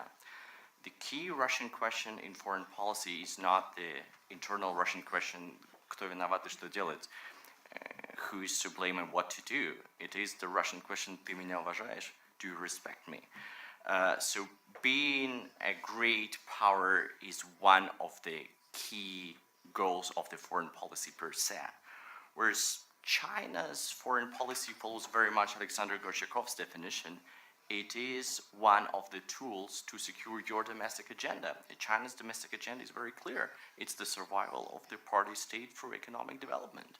Everything China does is very pragmatic, and it's mainly to solve its domestic problem, be it access to resources, access to technology, access to capital market, and security. So here is the fundamental difference. I have 8 quick points, because 8 is a good number in Chinese culture. The next lucky number in Chinese culture is 168, so I will stick to the first one.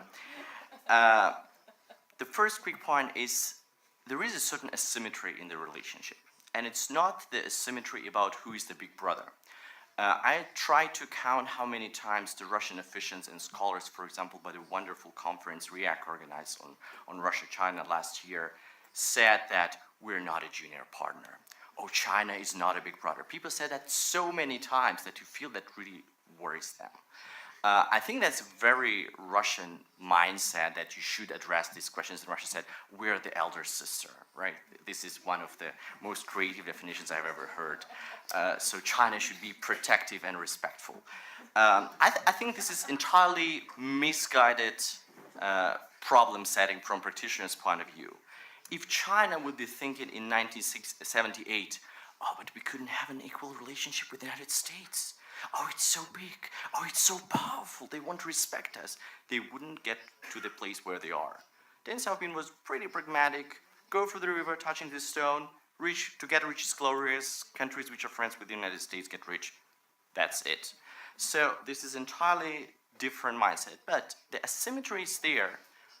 China needs Russia less than Russia needs China. China is the #1 trade partner for Russia. Russia is now, after the devaluation and the commodity prices, in the second dozen of Chinese trade partner, and that's the reality, unfortunately. What does China need from Russia? I think that #1 priority is security, to have a either friendly or neutral country on the north. If you read Chinese strategic thinking, like both public and what people say in private, the encirclement by hostile power is one of the nightmares of Chinese strategies. So having a neutral power where you share 4,000-kilometer borders is a good thing, and that's #1 priority. #2 are raw materials, but the raw materials are now cheap and easy to get everywhere, and Russia was slow and I would say foolish to get to the party as the latest guest and to miss all the party cake, unfortunately, and some of the drinks. China needs Russia for support for some initiatives. So Russia joined AIB, great, gives credibility to AIB. And diplomatic cover. who is the most vocal member of the United Nations Security Council? It's Russia, obviously. China sometimes abstains, sometimes move together with Russia, but they are not such brilliant diplomats as Vitaly Churkin in linguistical sense. They're always quiet. Support Sudan, support Myanmar pre-democracy, support Syria. It's always Russia who is very vocal, and China says, we stick to our Russian colleagues, right, or we abstain. Russia wants the economic part of the relationship with China. Economy matters. But I think that this geopolitical, to form a pole in the world or a multipolar world, China as a partner to construct a more just international system, this is one of the key elements of the relationship, as many Russian experts and officials see it, and as Chinese see the Russian motivation behind it. So this is a slight difference. My second point is that what brings this country together are two things. One is the complementary economic structure. Andrei mentioned that we have an ugly trade structure. If you look at our trade structure with Europe, that's the same. It's more or less the same. It's interesting, but I just did the exercise several weeks ago, and despite some distortions, it's basically the same. Raw materials in exchange for technology and ready-made goods. Different groups of goods, but more or less the same, and that reflects the ugly structure of the Russian economy. That's it. If this economy pivots to Asia, if this economy pivots to Europe, it's the same commodity-based economy. That's the fact. But this is complementary with China. Australia did a great job earning a lot of money using this complementarity and investing in the right things. So that's what Russia could be doing. And second thing which drives us together is the non-Western, you can call it authoritarian, you can call it managed democracy or democracy with Chinese characteristic type of political system. These countries just really stick together. Sovereignty on the internet. This is what we very much support. These are our values. So a lot of these things which are deriving from two things, economic structure and power structure. Third point, how do we compare, how do we describe the current state of the relationship? Comparison basis is important. Do we compare it to official rhetorics? Everything is great. China is number one. China can replace Europe. For Gazprom, China will be the top market in 10 years and so on. That's perhaps not what's going to happen. But if you compare it to what was the reality of China-Russia relationships just 3 years ago, before the Ukraine, or before the global credit crunch, I think we are in an entirely different place. I have several examples, but like China is going to construct the high-speed rail between Moscow and Kazan.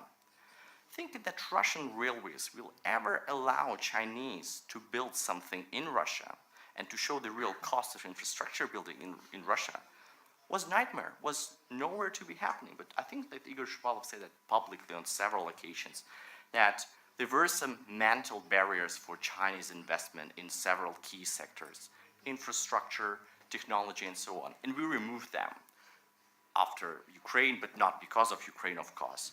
We realized that if China makes cheaper infrastructure, that's okay. It's good for Russia. We need infrastructure. So I think we are in an entirely different place, and there are some pilot deals which are small in number, but maybe a game changer as we go forward. Number 4, what's happening in the economic relationship? We saw the trade numbers, the physical volumes are growing. The money value decreased by 30%, something. We don't have the final statistics, and the Chinese statistic is much better. I think that it can be explained by just the harsh conditions we have. The commodity prices, by the way, nobody asked Alexei Miller how much worse the gas deal is now, right? The oil price stood at 110. I don't know, is it 400 billion deal or whatever? Sanctions are important. People thought that sanctions don't work in Asia. China doesn't support sanctions. Look at the policy of big 4 banks. Which have a retail operation, which have growing market in the United States and Euro, and which are part of the renminbi internationalization process. They don't make too many deals with Russia. I think Gazprom Bank, which does amazing job in reaching out to Asia, It's a national champion, and I congratulate you to that. It's real assessment. Deals mostly with policy bank, like China Development Bank, Exim Bank, the Silk Road Fund. These are special financial vehicles which are not part of the international system, right? Number 5, we have the political rapprochement, which is limited to several issues, but which are pretty important. Arms sales. Selling S-400 to China several years back was unimaginable. But that's happening because Russia reassessed both the pace Chinese military-industrial complex develops, and now people are more aware that Russia perhaps sent 10 to 15 years of window of opportunity to sell sophisticated system. In 10, 15 years, China may not need them anymore. And also, like military threat to the Far East, penetration of Chinese stopped kidding me. So I think that the Russian leadership finally got the real situation and decided this is the time to jump in. These arms sales might be small in number, but in some cases like Taiwan, these are a game changer. S-400, with the most advanced weapon, can control the whole airspace over Taiwan, which influences the military alliance relationship between Taiwan and the United States a lot. Same for the South China Sea. Central Asia, I see that the natural division of labor is starting to take shape.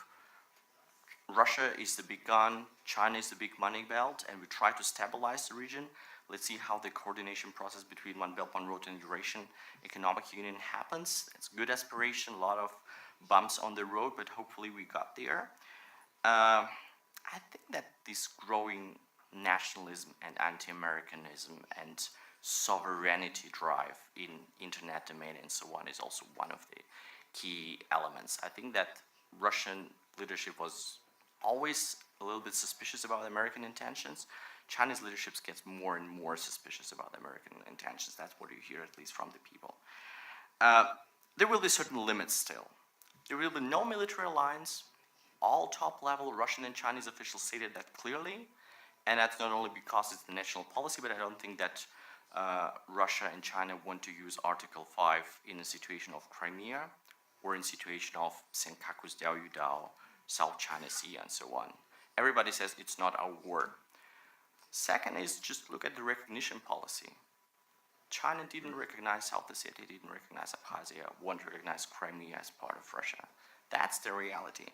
I think that China doesn't want to form an anti-Western pole together with Russia. And the article of Fu Ying, who used to be Deputy Minister of Foreign Affairs in China and is now Chairman of the Foreign Affairs Committee, that was an article in the recent Foreign Affairs, states that clearly, and that's a very clear-cut message. Number 7, support in BRICS. I totally agree with you, Cynthia. Number 8, what do we need to do to bring this relationship further? I think 2 things. One is we realize that sanctions in the West are part of our limits, taping the capital markets in the East. Without moving beyond at least sectorial sanctions, sanctions from Crimea may stay forever. If these guys don't travel outside of Russia, I think some people in Russia may be happy. But sectorial sanctions need to be removed. That's part of the Russian job, as well as Kiev government and the West. What do we do with the Minsk agreement? Number 2 are structural reforms in Russia to make the economy attractive. That's the thing we have been discussing in Gaidar Forum since its inception, since all the economic forums in Russia, and we're still there. We need to deliver. That's it. Thank you so much. Thank you very much. That was, 8 points. They're relevant to the topic, and I think we covered almost everything which could be covered in this triangle: Russia, China, United States, and also touched upon several circumstances around. But we still have about 20 minutes time, and I would invite all in the room, those who want to speak, to ask questions to the panelists or to comment, please. Robin, please. Thank you, Fyodor. I'm Robin Lewis from the RENEPA faculty and director of the Master of Global Public Policy here. I want to thank our panelists for a remarkably comprehensive assessment of the issues at hand, but suggest that it's not fully comprehensive. It was interesting to me that Fyodor began with the Congress of Vienna in the beginning of the 19th century, with his very first remark, because the framework within which we're still thinking about these issues and about great powers is a framework that is a 19th century framework. I would like to ask the panelists, in terms of great powers playing a guiding and directing role in global affairs in the future, what this might mean for a range of issues that was barely mentioned. And these are the issues that we address here at RENEPA, for instance. A number of the global public policy students are here, that have to do with looking in the future, looking to what the world is going to look like in 2030, 40, and 2050. And many tell us, many futurologists, if you'll accept that term, tell us that the burning issues as we get to 2050 are going to be things that are barely on the table now, or just beginning to be on the table.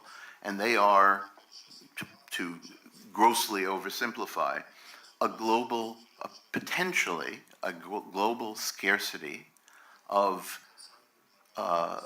water, of food, and of breathable air. And so my question is really, as we look to the future, what kinds of potential collective, collaborative leadership roles could great powers, or will they not play in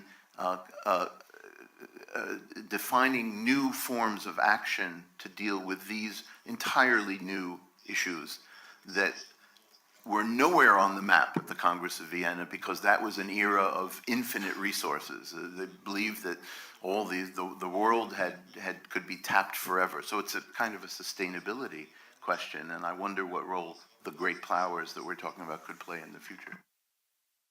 Yeah, I remember, I think Donald Rumsfeld was very eloquent on saying about known knowns, unknown knowns, unknown unknowns, which are ahead of us. So we're still there. Sergei Alexeyevich Rybkov, the Vice Minister of Foreign Affairs, please. Thank you, Chair. I had no intention to participate in this debate through talking. I wanted to listen and absorb, and I'm truly impressed by the quality of the panel and rich variety of approaches and inventiveness of all panelists.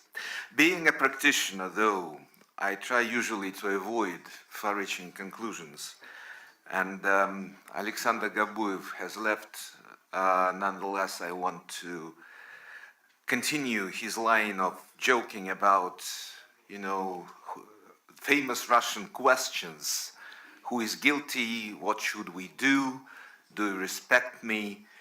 In a more recent arrival to this line, as many of you know, in internet you can find sketches of prominent political figures, or rather political figure of Russia, standing at the stadium saying to someone out there, "Who are you? Why are you here? I didn't invite you." This is a very simplified, simplistic form of translating a very central notion of sovereignty, which is, I think, at the core of Russian identity as a great power. Russia is a great power. I think it's accepted by everyone, at least in this room. For every Russian citizen, it's an obvious thing.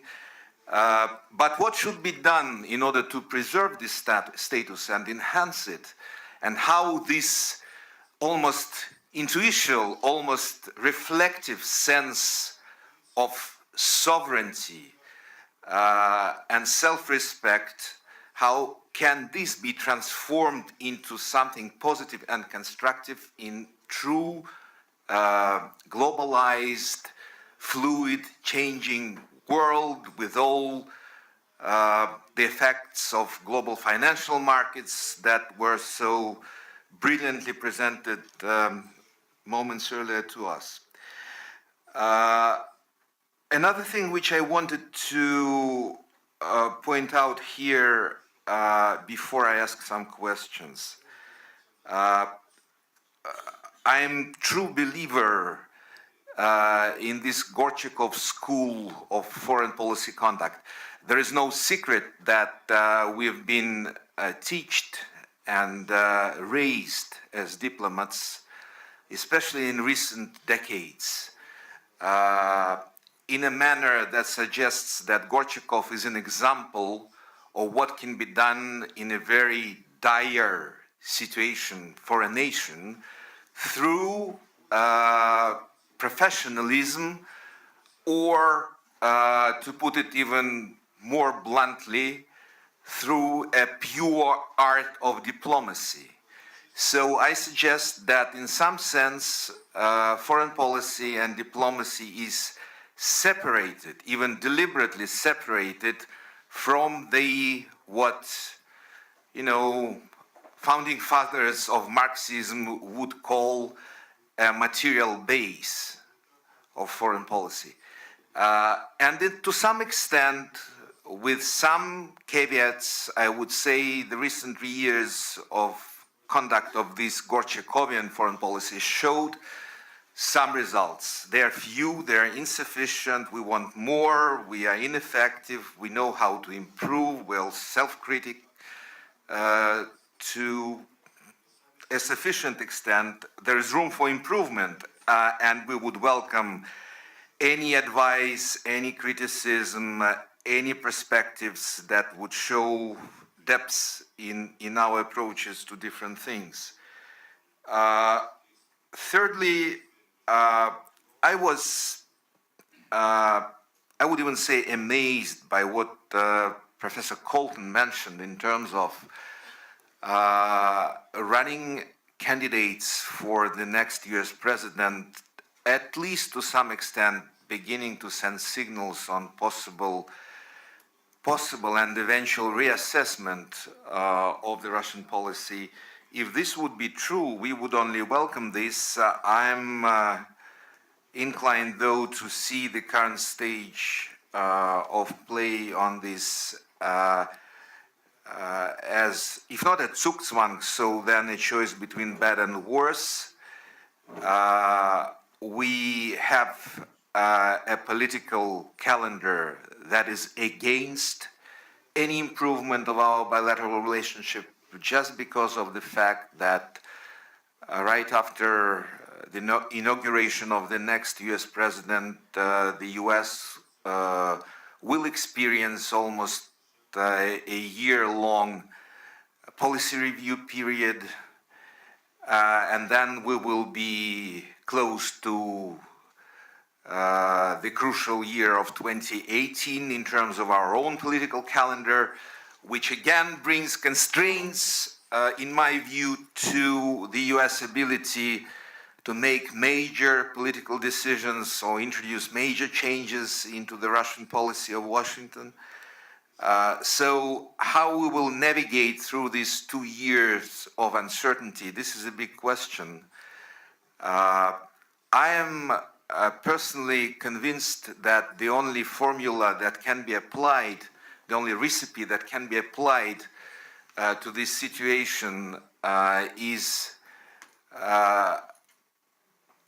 let's try at least to understate but to over-deliver. We should avoid major political pronouncements of any sorts, both positive or negative. We should try to be as contractual as possible and identify clearly considered positive agenda. Let it be a very limited agenda with a very few issues, but those points should be well understood in both capitals, and there should be an interagency consensus in both places to support efforts and attempts to deal with things in a proactive and constructive manner, like we have done on Iran, like we are trying to do on Syria, beyond a very successful effort to destroy Syrian chemical, military chemical potential, and so on and so forth. Finally, before I ask questions, excuse me, Chair, for speaking that long. I was struck by a complete absence of even a mentioning of arms control and disarmament during these 2 hours of talk. Being formally responsible for this area in the Russian Foreign Ministry, I take this as a sign of complete irrelevance of this issue.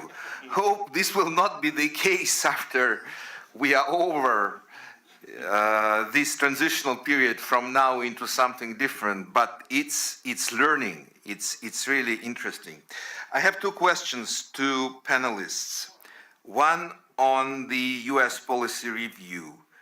Do you think that in any given situation, I'm not taking the Russian factor as such, I'm not giving any characters to it, I'm just asking a question in terms of the methodology applied in the US to its policy review. Do you think that this policy review more or less can be described as a pendulum between Wilsonian approach or political realism approach, or there any reason to believe that at any given moment there would be attempts to try to find a different angle, a different point of view towards Russia, an attempt to see that neither of these approaches can be applied to yield results of positive character in the Russian policy of the US? And secondly, do any of the panelists see any real risk of a major conflict between Russia and the US in any foreseeable future because of anything, because of bad crisis management, because of incidents, because of misunderstanding of intentions or actions of one another? And I stop here. Thank you. Thank you very much. I think Sergei Ryabkov touched upon a very, very, very important issue, which of course we cannot discuss anymore due to time constraints, but I think all of us can appreciate very much the successes and skills of Russian diplomacy in recent years. That's obvious, that's appreciated even by those who hate Russian foreign policy. But there is a big question whether the professional skills in diplomacy can be enough when it's separated, decoupled from the material basis. And if we come back to the metaphor used by Andrei Kortunov in the first statement, this market-oriented approach, it's a danger of creating a bubble when the real economic fundamentals are not enough. So I'm afraid that I cannot take any other questions because we have 10 minutes and 2 very important issues for the panel to respond. Maybe we do it in the very short, if you can ask very short question, then please. Thank you. My question is to Sun Je. I wanted to do 1 question, 2 questions, but we'll do 1. People keep on saying that this Atlantic Agreement is going to be signed between the US and the European Union. And China is saying that you're going to build the Great Silk Road of the 21st century. There are only 3 routes, 2 by land, bypassing Russia, and 1 through Suez Canal. Recently, Russia started controlling base in Latakia. What is the base? It's a seaport, a sea route that can be controlled by this Chinese Silk Road of the 21st century by sea. And Dalai Lama recently spoke, and the Pope spoke about events in Syria. Controversial statements they made. What do you think? The base in Latakia, controlled by Russia, is it going to protect this Silk Road of China on the 21st, or close it? And if it's going to close that Silk Road, is not China going to use its military base partly, at least through which cargoes $5 billion per year are being delivered? But we will go to the panel, please, in the same order. Andrei, if you can briefly respond to questions. Let me take the first question. I do believe that one of the unfortunate side effects of the current plummeting of energy prices was a spreading perception that resources are not a problem. And resource management on the global scale is not a daunting task. I think this is a wrong perception. And this is a perception that might create many problems along the road. If you take major areas of resources, not just energy, but as you pointed out, fresh water, food, I would add information resources, and I would add human resources. These are the, horsemen of apocalypse which we see already on the horizon. And unfortunately, the perception which I take as dominant right now is that basically, the market, the global market, will take care of it as it takes care of the oil prices. I think that the question is whether we can move to a global resource management system without a major system crisis. So how much are we going to pay for the transition, and how much we are going to sacrifice? The first indicator of what is likely to happen in 10, 20, 30 years down the road is the current migration crisis in Europe, which questions the identity of the European Union, the future of the European project, the regional security, and many other issues. But I think that you don't need to be a rocket scientist to foresee that many such things are likely to happen if we do nothing. And we can do something only if we have general consensus among major powers, which we don't have right now. And that makes our situation so precarious. Professor Sun, please. Thank you very much. I just got the translation. Let me try. I think, to my understanding, the Russian used force on Syria have actually projected a very positive image among the seen by the Chinese general public, because since 1989, when Russia withdrew the troops from Afghanistan, and I think the Russia hasn't used any force abroad. So this time, President Putin showed he has a strong will, and he can get things done. So that's one thing I think China, to some extent, sees it in a positive way. Secondly, China is, right now at this moment, China doesn't have that kind of projection power to use military measures in a negative way against Russia. So I think our two militaries have very strong working relationship. So I think this is a political issue. And the third point I want to, if you are interested in Chinese military philosophy, and read one of the Chinese defense minister's statements.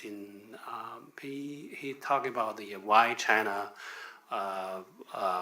trying to expand the island and spreadly building up these facilities. He encouraged some other countries to use it for humanitarian relief purposes. And also I think the Vice Chairman now, some other high-level military people also explain why China increased its military budget, defense budget. I'm actually against the increase of the budget, because you see the annual rate, growing rate is probably, spending rate is about 11%. growing rate of the GDP. So rather China spend less than 4% on education. So my philosophy is as long as if we have a 7% of GDP growth and our military spending supposed to be increased no more than 7%. So that's why I had very awful relationship with our military. But actually, you see from the Chinese president decision, cut down 300 people. So it's from military people. So you understand, he agreed with me. So I think, I hope we can, the two military between Russia and China can work together, not necessarily against the United States. I think we can work together on some other things, non-security things. So that's why that can help Russian to improve the relationship with the United States. Thank you. Tim, please, and please respond to questions put by Sergei Rybkov.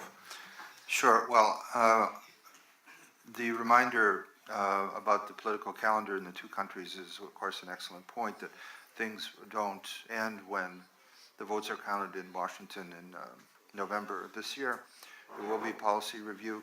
There was one in 2009 when Obama came in. It was done vis-a-vis Russia rather quickly. I mean, the decision to go for a reset after an election campaign in which the Georgia war had seemed to encourage candidates to take more and more forward positions vis-a-vis Russia. But the reset decision was taken really very quickly. I think Cynthia should comment on this, but what's kind of striking now is that a number of these candidates, really 3 of the top 4, don't really have foreign policy teams. They have no prior involvement with these issues. Clinton is different in this regard.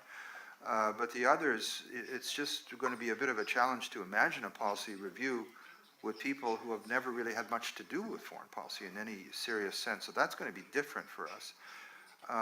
In terms of danger points, real risks of major conflict, Mr. Ryabkov was asking about that.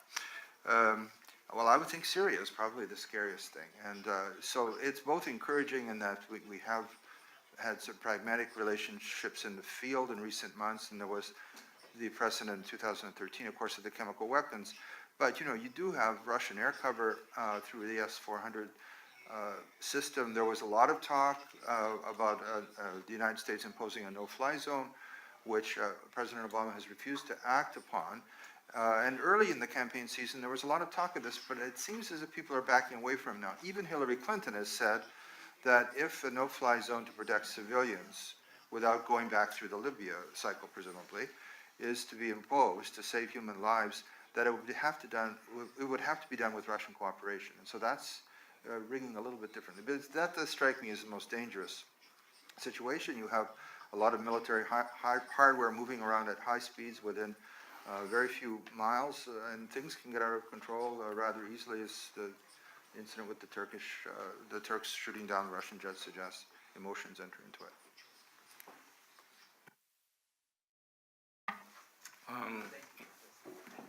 In terms of the question of the ability to direct the powers to the future, I think yesterday was a very interesting calculation done by one of the Russian media channels in terms of drinkable water production in the world, comparing this with the barrels of oil, and saying that today we have a commodity-based approach to oil, but can we apply the same to water? And it shows actually that it is twice the bigger number of produced drinkable water in the world in barrel terms than oil. What I like to make from this as a small conclusion, I think that for something to become really cared in the world where we live now, unless we change the view how we structure the future, which is much bigger discussion than for today, I think it has to be measurable. So the commodities like water, food, they have to be measurable.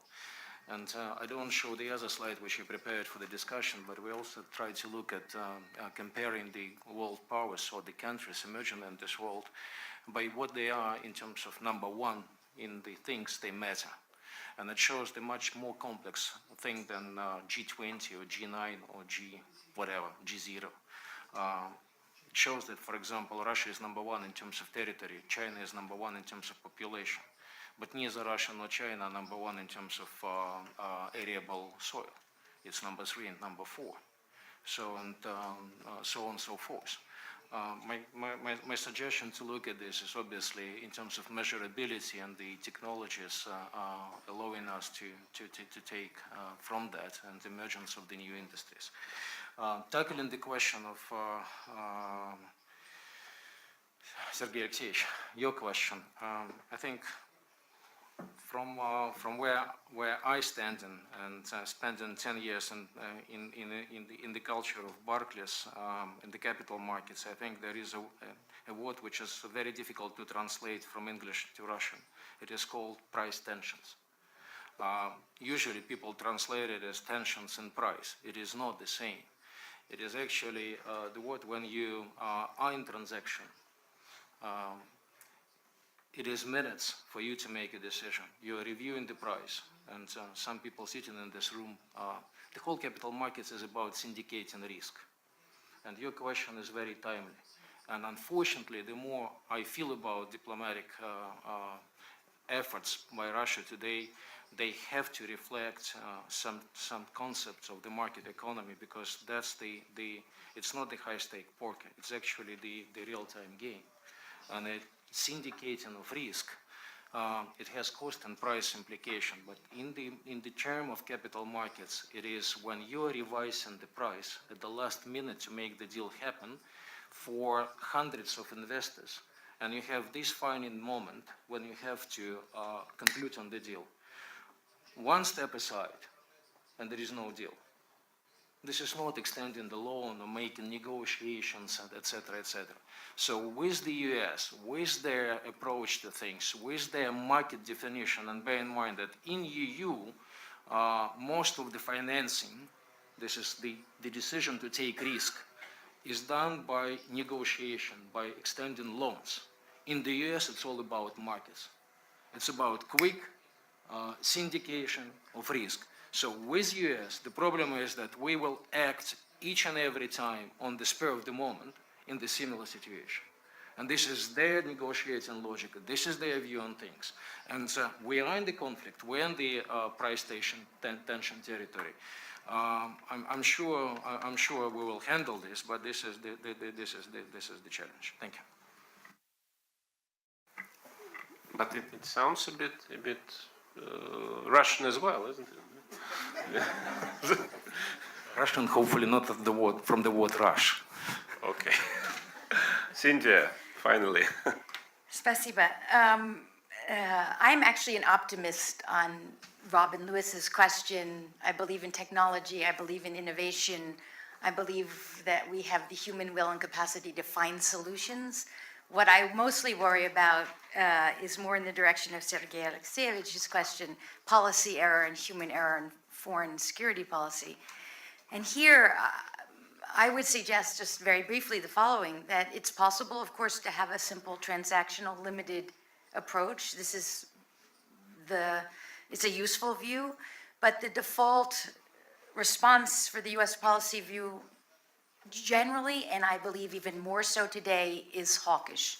Washington is filled with hawks, and times are bad, and I think it's going to be less likely if the transactional approach goes forward that anything positive will come out of it. There are many uninformed candidates, and the default will not be positive. The default will be hawkish and negative. So if the objective is to improve relationships, more positive steps will have to be taken, and here I support the idea that a Russian foreign policy that is more advantageous for Russia's interests would actually lead to better relations with the United States.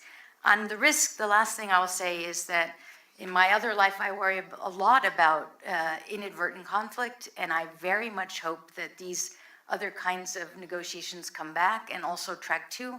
We have extensive track 2, track 3 dialogues with China, and almost nothing with Russia, at a time when the United States Pentagon believes that Russia is more likely to use nuclear weapons in Europe, not less. This is a shocking thing that's not well advertised. It's probably a good thing it's not well known, but it's not good, even if it's untrue, that the United States government or major parts of this government thinks so. So I strongly hope that more positive moves will be taken and this relationship will normalize and we'll find a way to cooperate again in the future. Thank you. Thank you very much. My conclusion would be for myself that from our discussion that there are two major issues we should deal with in order to keep balanced relationship between great powers.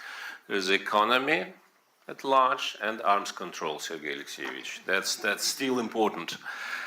Thank you very much for patience. We ran for 2.5 hours, more than 2.5 hours, but I hope that this panel was useful and interesting, and thank you to all participants. That was great. Thank you very much.